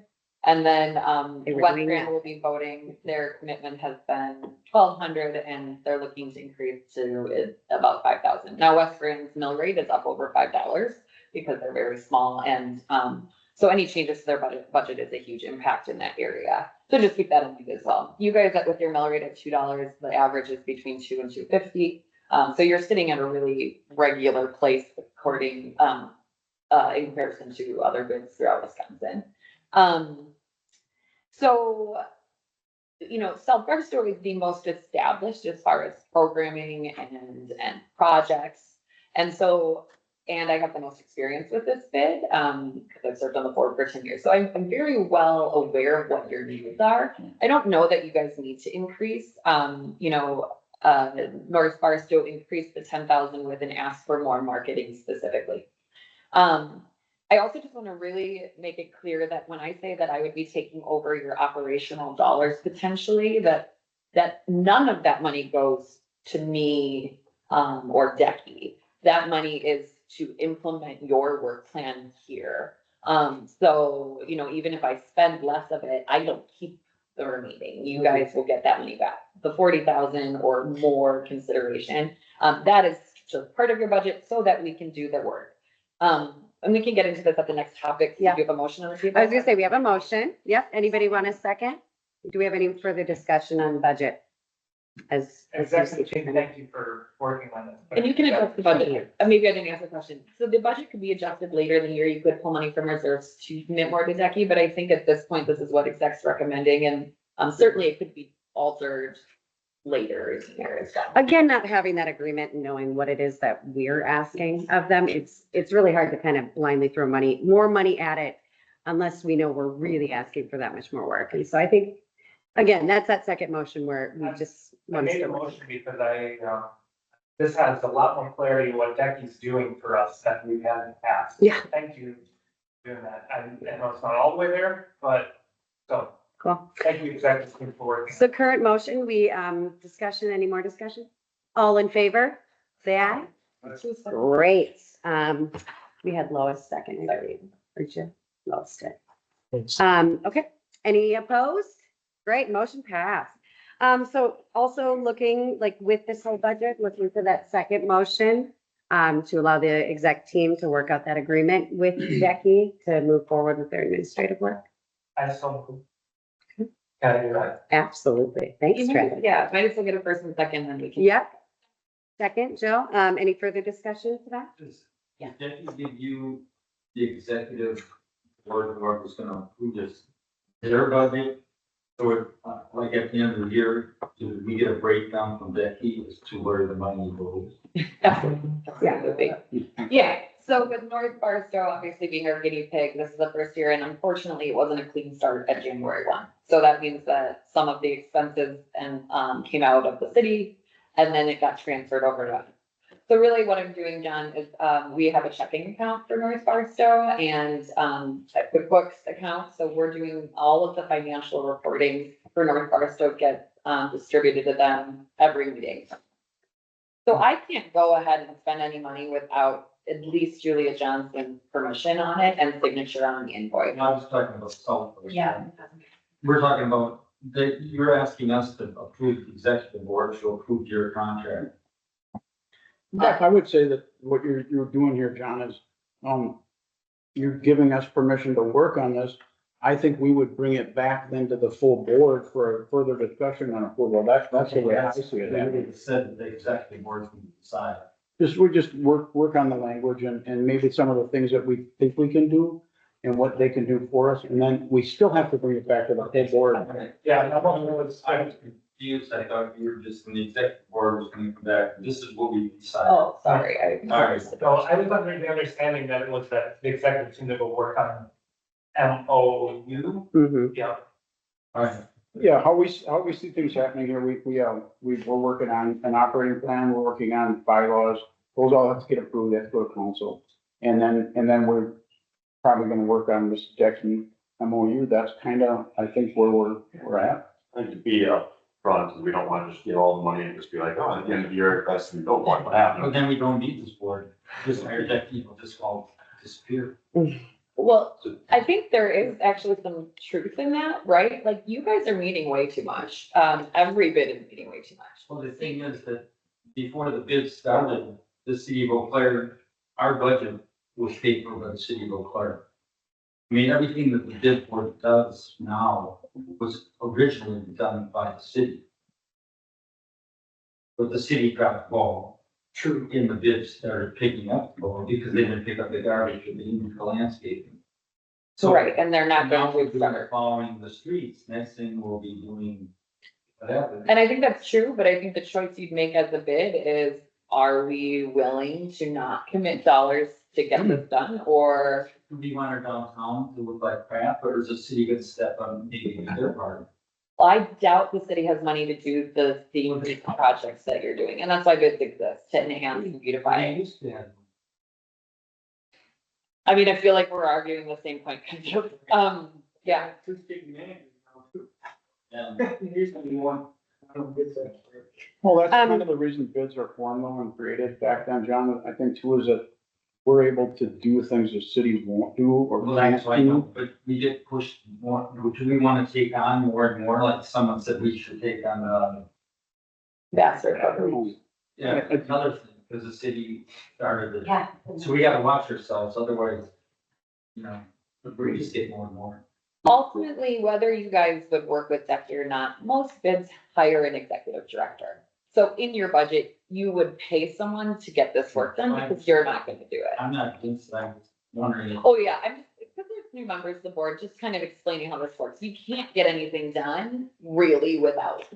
So the city having Decky when it was under the city umbrella is a very unique structure. This does not exist elsewhere, right? It was strict. Chippewa Falls hires an executive director, then, you know, if they don't like her work, they can choose someone else. But without her, Chippewa isn't going to have Steve go out and do that work, right? So this is natural and normal to have some of this, but of course, you're right, John, we're seeing a lot of it get passed with budget constraints, onto different entities, and the bids are definitely included in. We do have a motion still sitting. Yeah, I think John was asking, can we, in the MOU, is there a way for Becky to report to our executive? I think, and that's That'd what be I was something trying, that we can- that's what I was trying to answer. I'm required by the city. You guys are part of the city. I would not be able to have this contract with city without showing that. I must. I'm required by my contract with the city to present that information. So there's no way we would go about without you getting it. And if I didn't, you would fire me. And the city would probably not allow Decky to work with bids again. So, yes.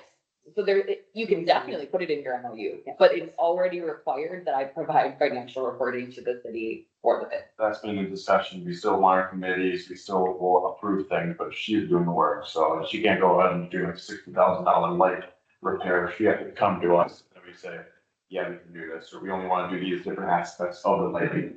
Or go find another quote, because that's not Yeah, happening. yeah, we don't want to. It'll be very important. Can we reread the motion? Do we need to make an amendment that we are bringing it back to full board? Does that clearly read? So I have a motion to allow the executive board to work on an agreement with Decky to be approved by the full board by Okay. Travis. So, end of discussion. Unless anybody else. has It was the anything. second Second by Jill Jill. or, okay, it was Jill, Yeah. okay, or Lois. Okay. All in favor then? Aye. Any opposed? Great, motion I have passed. just one more comment. So the ability for you to be able to allow exec to make these decisions and then bring it back to the full board is really, it happened now because we're sole source provider. If we were having the conversation that you needed to hire us with an RFP, we would have needed to know today, because 3 months from now, we still wouldn't have it in mind. So I guess I just want to say this is like wonderful. And even this consideration is allowing us like the freedom and ability to be more nimble. So it's a huge deal that we became the sole source provider for this stuff. And a fine point I could add too, for people that may not know, is that, Becky has a board, and there's 5 South Barstow bid area. 5 or 6 if you include me. Yeah. And your total board is what, for me? 15. 15, so we're a third. of Large the- representation. We have about a half hour left and a lot of updates to give. I don't know if we have a ton of action required, but just a lot of information to share. We do have one important conversation to have, so I want to jump to it. Committee updates. We'll start with lighting. Dave?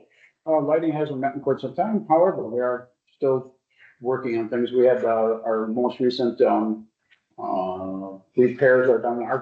We have a contract every year that they do the repairs in, like, I think, April, August, and November. So they come 3 times a year and they repair lights, they loosen them around trees and stuff like that, and they use them. I don't know, I think it costs us 10 or 11,000, so it's within our budget. And, the problem a little bit this year, and some of the ongoing problems that we've been struggling with, is 2-3 years ago, we had the city structurally cut all those trees, and of course, they structurally cut all our lights, so we had to restring them, cost us a bunch. then the city forester was going to canvas that, a growth inhibitor on a lot of those trees. He didn't follow through. John Saybold and I went through with a map. We marked the trees we wanted treated, didn't get done. He followed up, didn't get done. Now, Aaron's supposed to be following up with him. We talked to, forester supervisor and he was gonna get him to work on it. But at the last executive committee meeting, we showed our frustration because they're growing so fast, it's very difficult to do the lights because they should, if we can stunt them, they're also getting big enough that nobody wants them here. But we talked about potentially putting it out to bids at 3 private contractors to see how much they charge us to come down and treat them. That would be in the landscape budget, I think, but, those are things that we're working on there. The other thing we talked about is the building lighting. If we did do that, we would have a bid, and that's a one-time charge to get those up. And so, we won't be using, reserve monies for ongoing expenses. That would be a one-time fee in that if we do it. And I think part of the reason we didn't go forward, besides all the other stuff that Steve mentioned, or with all the turmoil we've been through, is we need a hold harmless for the installer from all the building owners. We need another agreement with the building owners. And now that Decky can do this and hire their own legal to do it, we can probably get some type of agreement. Then we have to go around to building owners. And so it's a little bit of a process. But I think it'd be pretty cool if we can do it. So that's it on lighting. And that's just like the tops of the buildings, all the way down. This March. At this point, starting with Barstow, and it could expand, but yeah. Oh, got lots more streets in this bid. If you had a business that didn't wanna do it, would you just like, oh, there's one, and Yeah, so you can. upset the whole project, or? We So there's feel like we can talk to most of the property owners and work it out with them. And I think John, we will get electricity from all John's buildings. Yeah, And so probably we can power the whole thing. Thanks, John.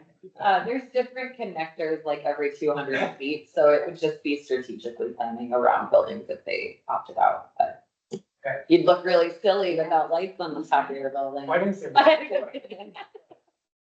Entertainment. Entertainment, we've not met in a little while, we'll be have a meeting coming up here in the near future. Banners, we have about 2,000 left in the budget, but we still have to do the change out the banners for the winter ones coming up in the middle of November. Obviously with the increase in the budget for banners, we would hope to either expand, because we don't have all the streets with banners.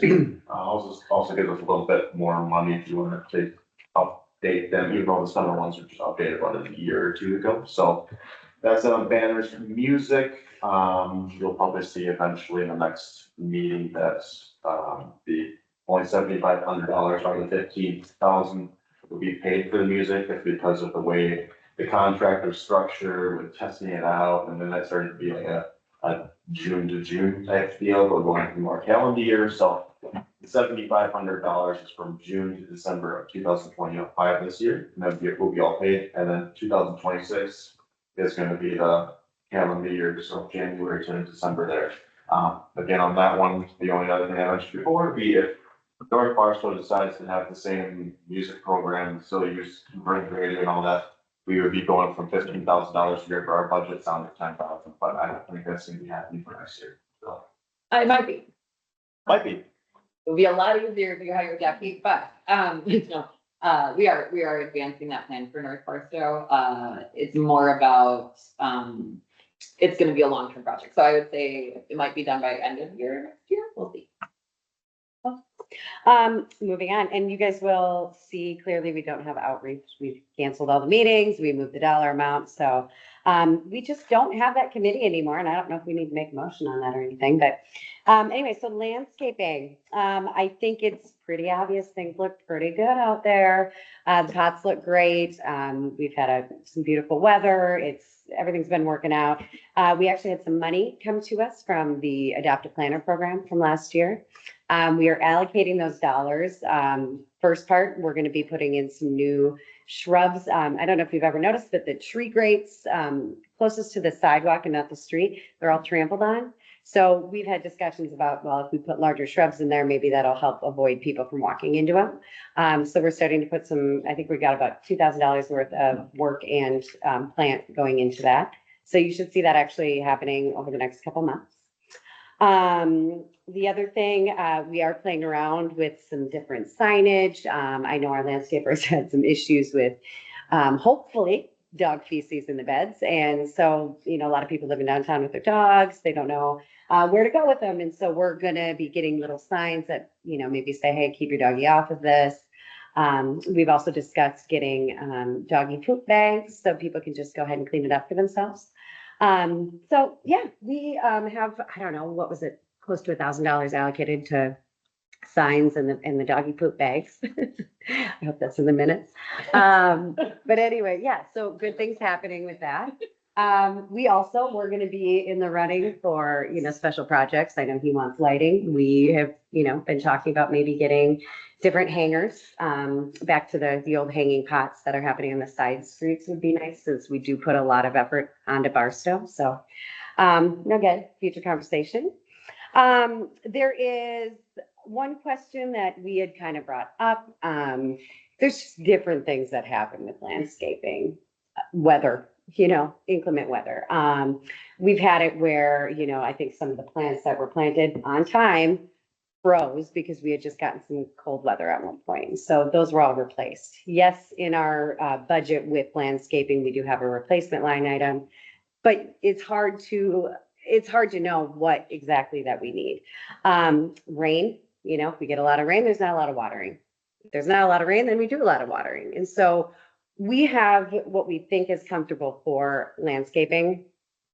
This is the first year that we've had her kind of track her hours in service and we have a better idea of where, dollars need to be.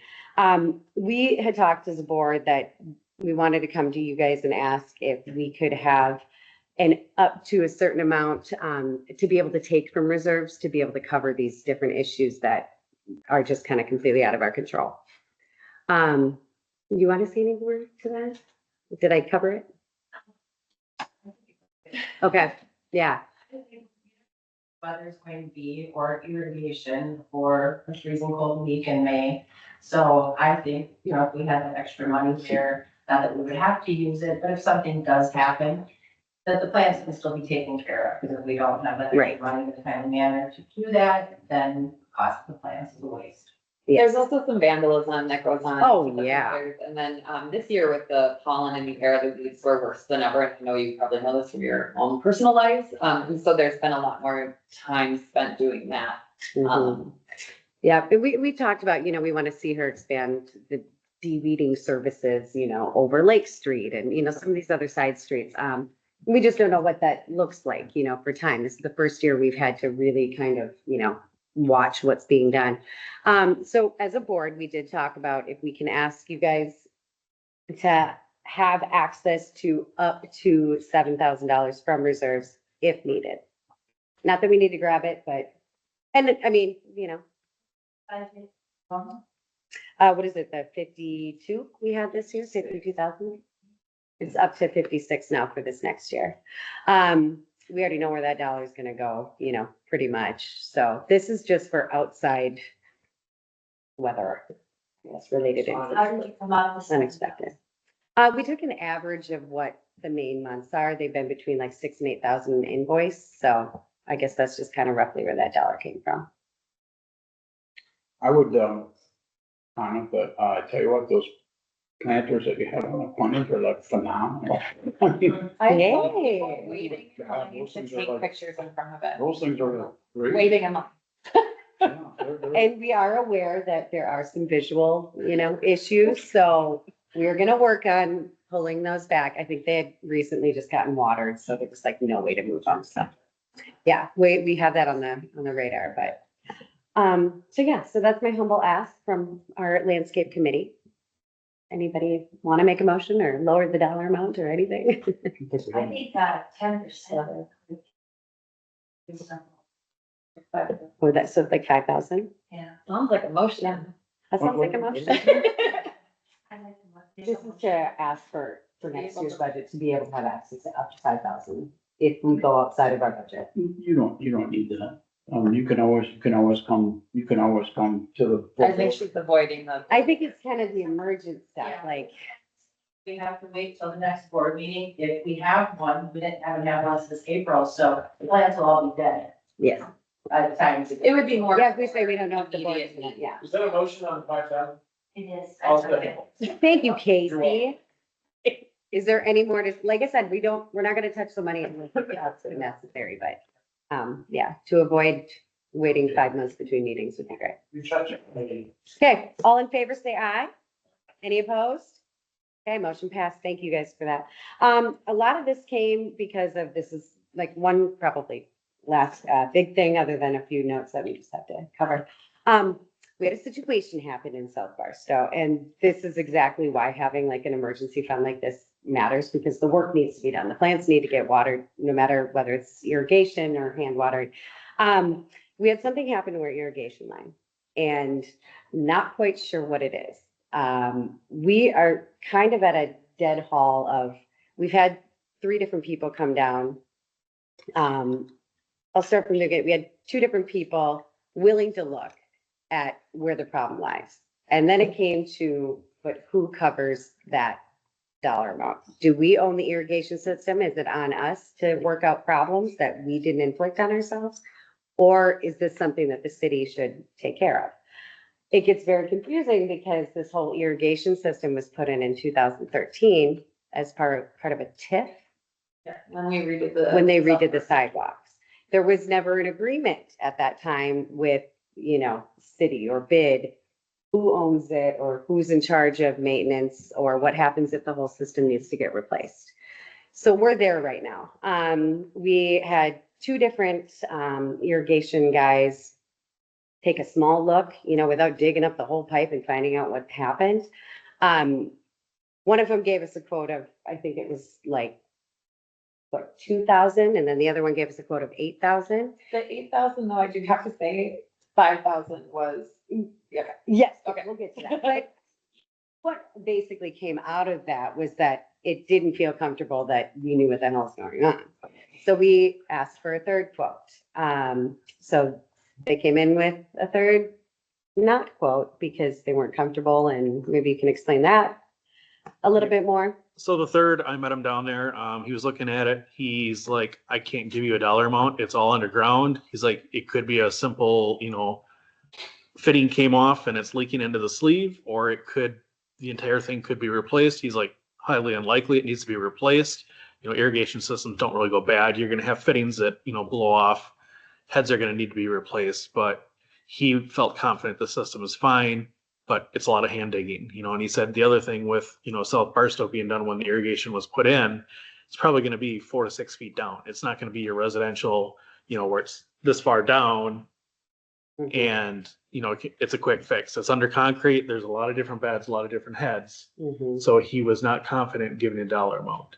We also had I know our landscaper met with another irrigation person that does more commercial and said that because of the pressure we got going on, that we shouldn't have the system we have. We should probably have a more commercially upgraded system. So basically where we're at is the irrigation is shut off. It was a mistake that was made. We still don't know why or how it happened. And so that's the confusing part. We don't know if we should, hinder this amount of work to be done. And rather than make a quick fix and come back to you guys, this could be a whole system that needs to be changed out. In the meantime, our landscaper has been having to hand water. Also, in the meantime, we are working on that MOU contract with the city for concerns like this.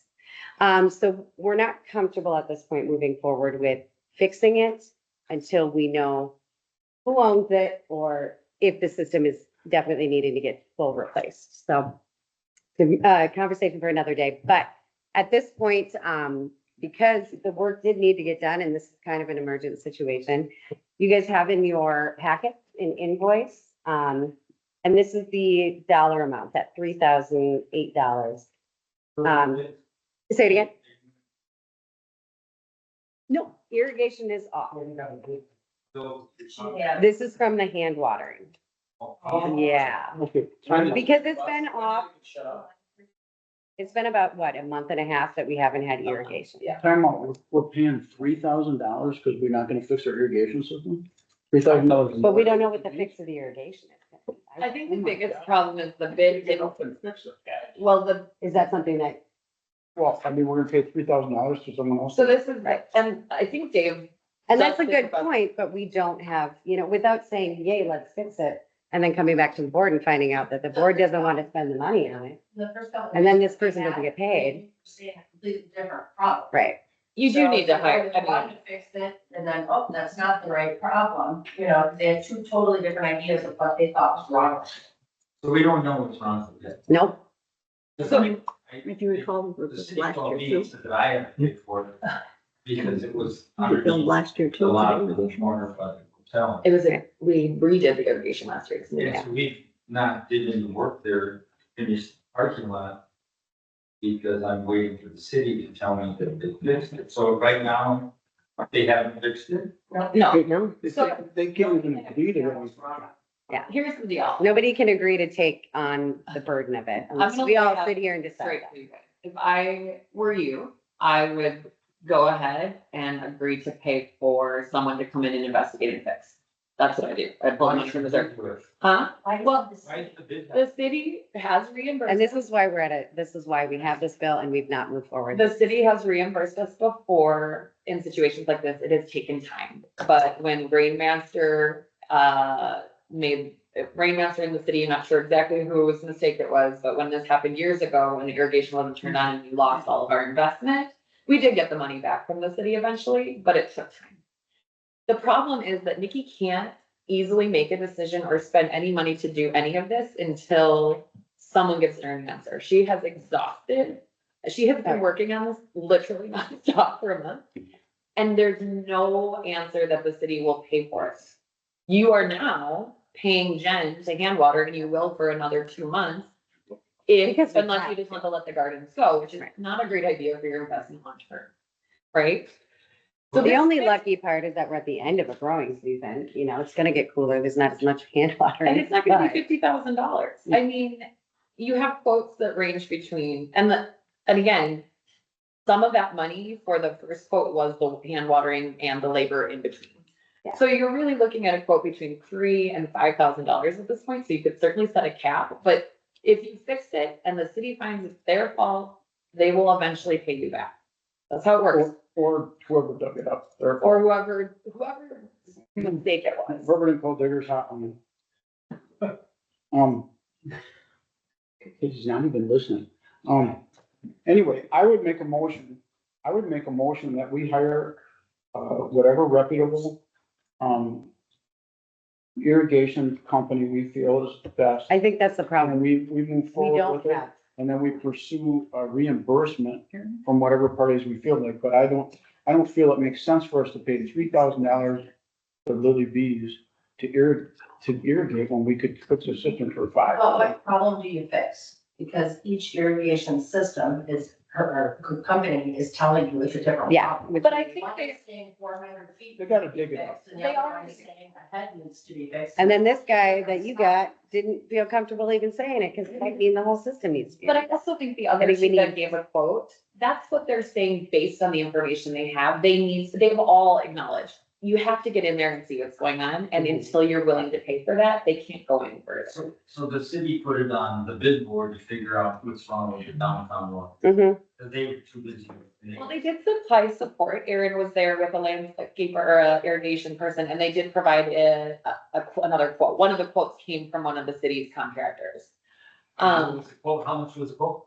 $2,000. That was from Premium. And I will say that Premium, one of their guys actually worked with the initial installation of that system. So he does have some knowledge of it. But on the other hand, the other, quote, Florencio, he's down here fixing, a lot of the heads and whatnot when Jen has issues. I would go with premium personally. Well, you said they fixed it for $2,000. Why don't we just fix it? Yeah, That might not be I the, say, I'm I think you gotta would be move forward. that. Why? One of the companies is saying that the issue is like over on this side of the street, and the other one is saying over here, we Yeah. have to dig up 400 feet of the line. Yeah, and We can't agree on where. I would say How much there when they can fix it for $2,000? Most likely it is a variety of issues. The other thing they discovered is that the tree roots are, getting in the controller and like basically breaking into the controller. So it's probably not this one issue or the other. It's not working now, so something needs to be fixed, but there's more problems. Need to fix. And the one thing that we did say is that, you know, like, to not just jump on it, fix it, and then, you know, maybe this guy gets paid, maybe he doesn't. We figured we could buy a little bit of time and just, you know, wait for these different quotes to come in. And we're, again, at the end of a watering season, like, you won't need the system again until March, May of next year, or April of next year. We're gonna So pay those UVs for another 2 or 3 months. You're gonna water through our. Yeah, we'll water. So that's another $3,000. it's not gonna be $3,000 because we're out of hot season. What's You the know what I mean? 1,200 for her to check it out? That's $78 now. Yeah. Or We 69. got 2 important things we gotta get Okay, to, so. she- I gotta go, so you have things that need the motion. Well, this is the last one. Okay, I make a motion that we approve funding to hire a premium to fix the irrigation system, up to $5,000. Out of reserve. Yeah. Is that what you're, And what if that's not enough? And Well, they then only they do half the fix? sorry, just the question, where's the money? Is it coming out of budget or on? It'd have to come out. And then, and we seek reimbursement from the, I other thought we parties. had bid for 2,000. Yeah, right, from premium. Why don't you hire? If we trust that that's the fix, the other guy's saying it's this, the other guy's saying. Say it again. You got a bid to fix it for 2,000. Why don't you just hire the guy to fix it for 2,000? Yeah. Great. What Dave's saying, he's just giving it up to 5,000 in case they found more, so if it They're came gonna- out. You got that bid for 2,000. So just hire a premium? That would be the motion, John? I think that when we hire a premium for $2,000 to fix some sprinkler. Okay. And if it comes in over And- 2,000. Second. Wait a second now, we've got the bid term. Is that what you do? You tell people that, or you can charge more if it doesn't work or what? I'm just saying that it's clear, nobody knows what's going on, so yeah, you can do 2,000, you quoted 2,000, if it comes in 2001, you're coming back here for that $1. It doesn't, it's gonna be 2,000, you said up to 5, that's the motion on the table, so unless you wanna amend it, I think you guys need to decide that. He can still hire a premium, it could still cost 2,000, he's just giving the space to Nikki to get the job done without coming back to this room, that costs more than $2,000. I don't. Because nobody's even been approved to go into the ground and do all the digging to find out where all the problems are. But the premium knows that, that's what they gave you $2,000 for. They have to find the problem and fix it for 2,000. It could be a quote, not a bid. I don't know. And Premium was digging. They dug at the corner by the print shop. They dug down. They had 2 guys there. I mean, you saw them Yeah. that day that we had the Water Street meeting. They were digging. So they, You're going. You're going. Also, So you made a motion. I second it. Can we just re-engage that motion, because I think you all need to know what you're voting on. We also do need to cover the cost of the hand watering that's been done through this process of So the quotes. and- 5,000 include that 3. And Then 5 would include that? Where's that coming from? This would have to be reserves as well. And this is, what's unfortunate is there's, you know, there's nobody to blame. There's no contract anywhere that says who's in charge of this irrigation system. And so, you know, we can all get mad and it sucks, but there's nothing in writing that says it's the city's job to take care of irrigation. It's nothing that says the bid has to.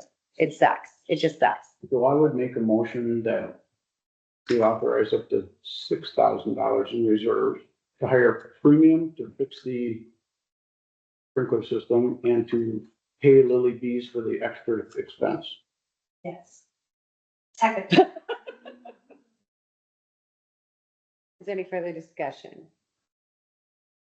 Angela, do you? When you get an Let's answer, start. will you send the board an update? We don't have to wait till our next meeting. Mhm. Okay. Okay, All in favor? all right, well, all in favor, say aye. Okay, any opposed? Great, motion passed. For any of you guys that want to stick around and hear any of the other stuff, Just sit. hey, to be fair, we did say till 11 on the meeting invite. The next meeting starts at 11:30.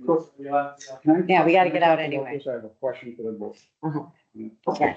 Can we go to skip to number 7, can we skip to number 7? Sure. Yeah. All right, just on the operating plan. So the executive committee, we went through operating plans and stuff. They approved me to work with Janessa on figuring things out. We're very close on things. Question for the board, John. Steven? All right. Well, we sticking point on language. We have it in our original board of directors thing. It says the board will consist of 15 members, 9 of which shall be property owners within the district. We added that same language has been on our bylaws forever. Added that in the new operating plan, and they don't want to allow us to say that. They would like us to say that we recommend that there's 9 members are accessible property owners. So that's a policy decision that I would prefer to go to the city council with. And I think she's gonna reach out to Dave and Stephanie on that too. But I wonder what this group felt about that. Is that worth something fighting about? We've lost a lot of things in here. They took out all the things on purchasing policy and everything else.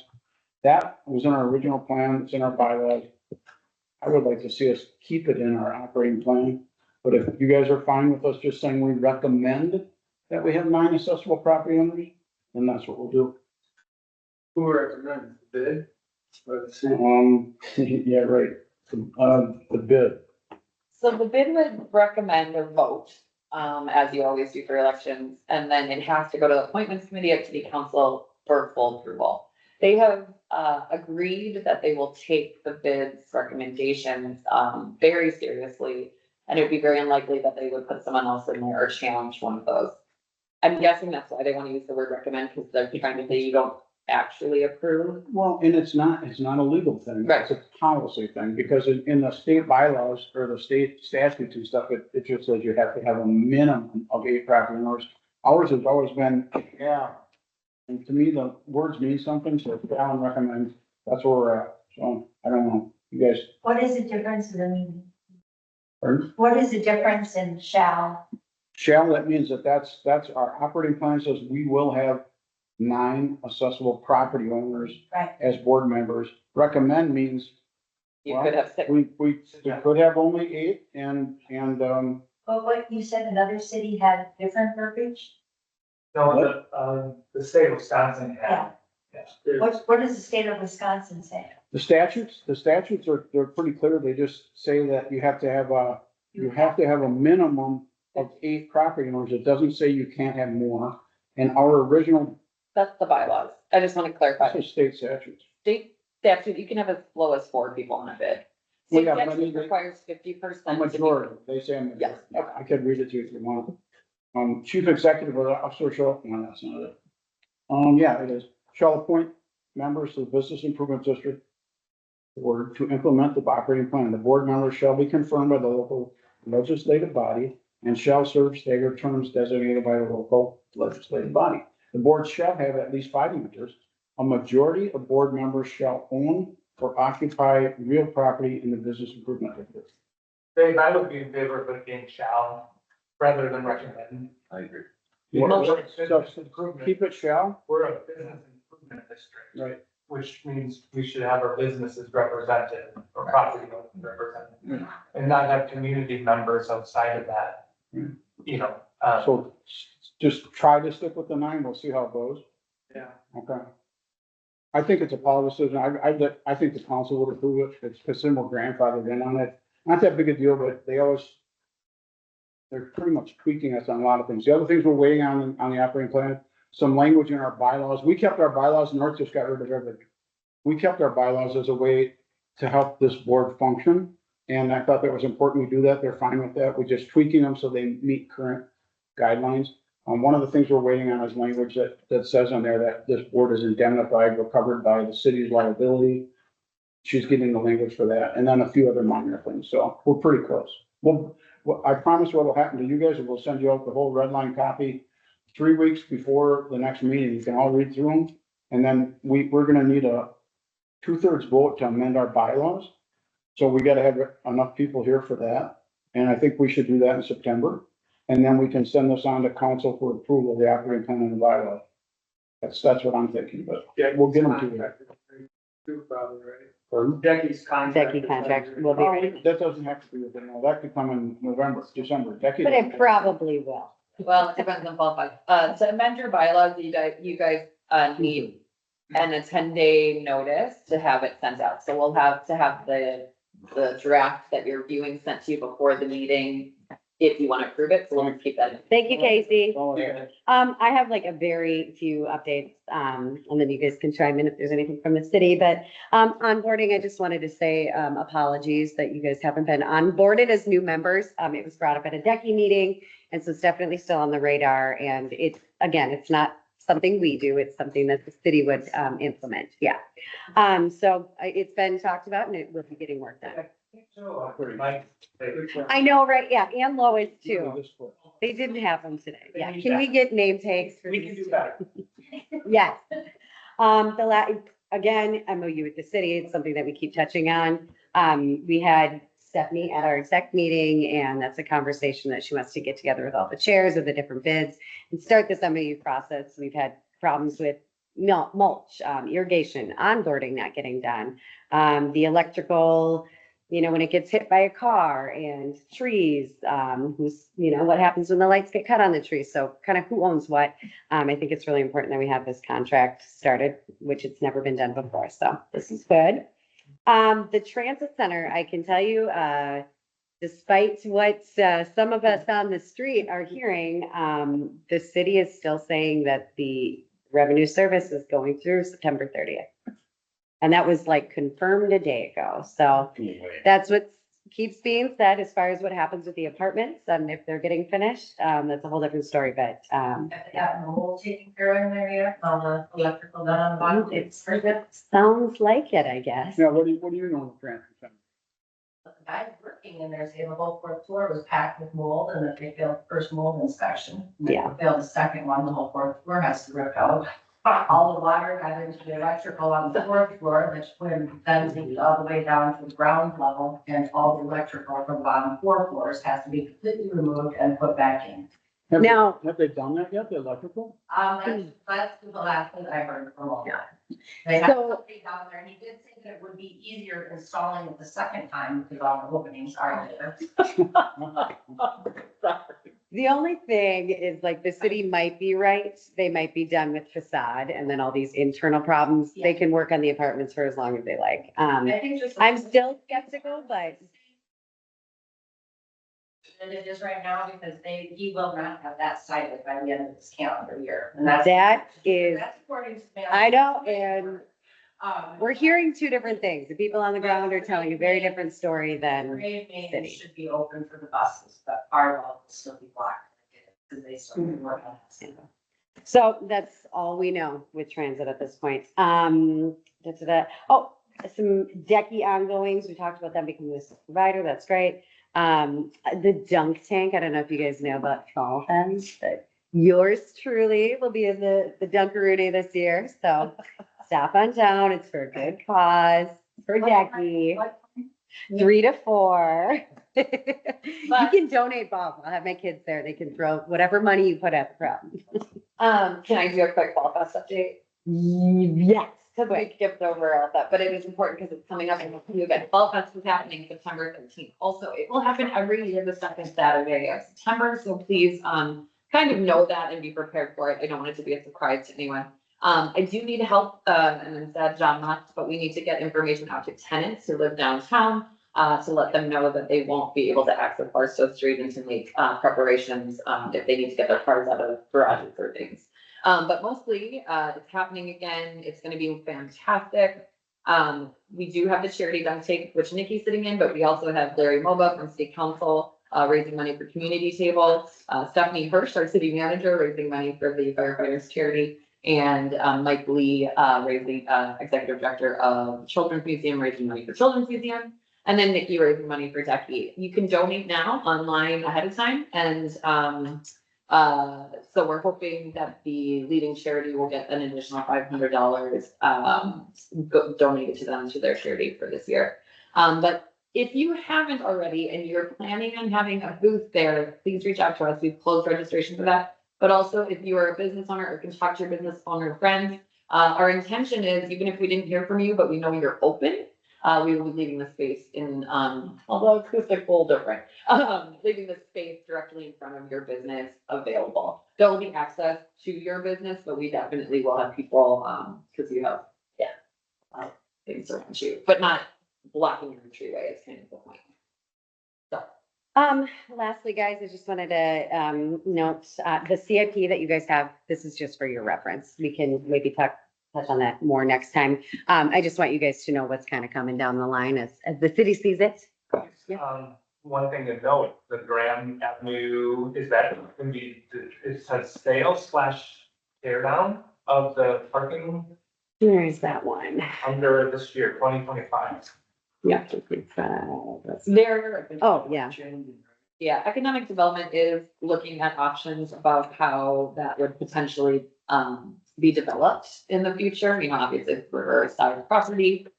It does need to come down, structurally it's not okay, so it will be happening, but I think they're looking to have a developer, kind of ready to go, when that happens. Can a group of business owners buy it and keep it as parking? They could, but the structure still has to come down because it's not safe anymore, so. Essentially, Which one is that? Grand. Fran. No, that's slated for redevelopment. That's always been slated for redevelopment, and they, They're gonna take it. it's on the river, so it would be better served to have like, a building above it, but they always said when they do that, there'll be Parking garage underneath it? there will be Yeah. some public parking. That's what they've always Well, they said. can't guarantee that. They There's might not be- like an they ordinance might that states require they that. have to.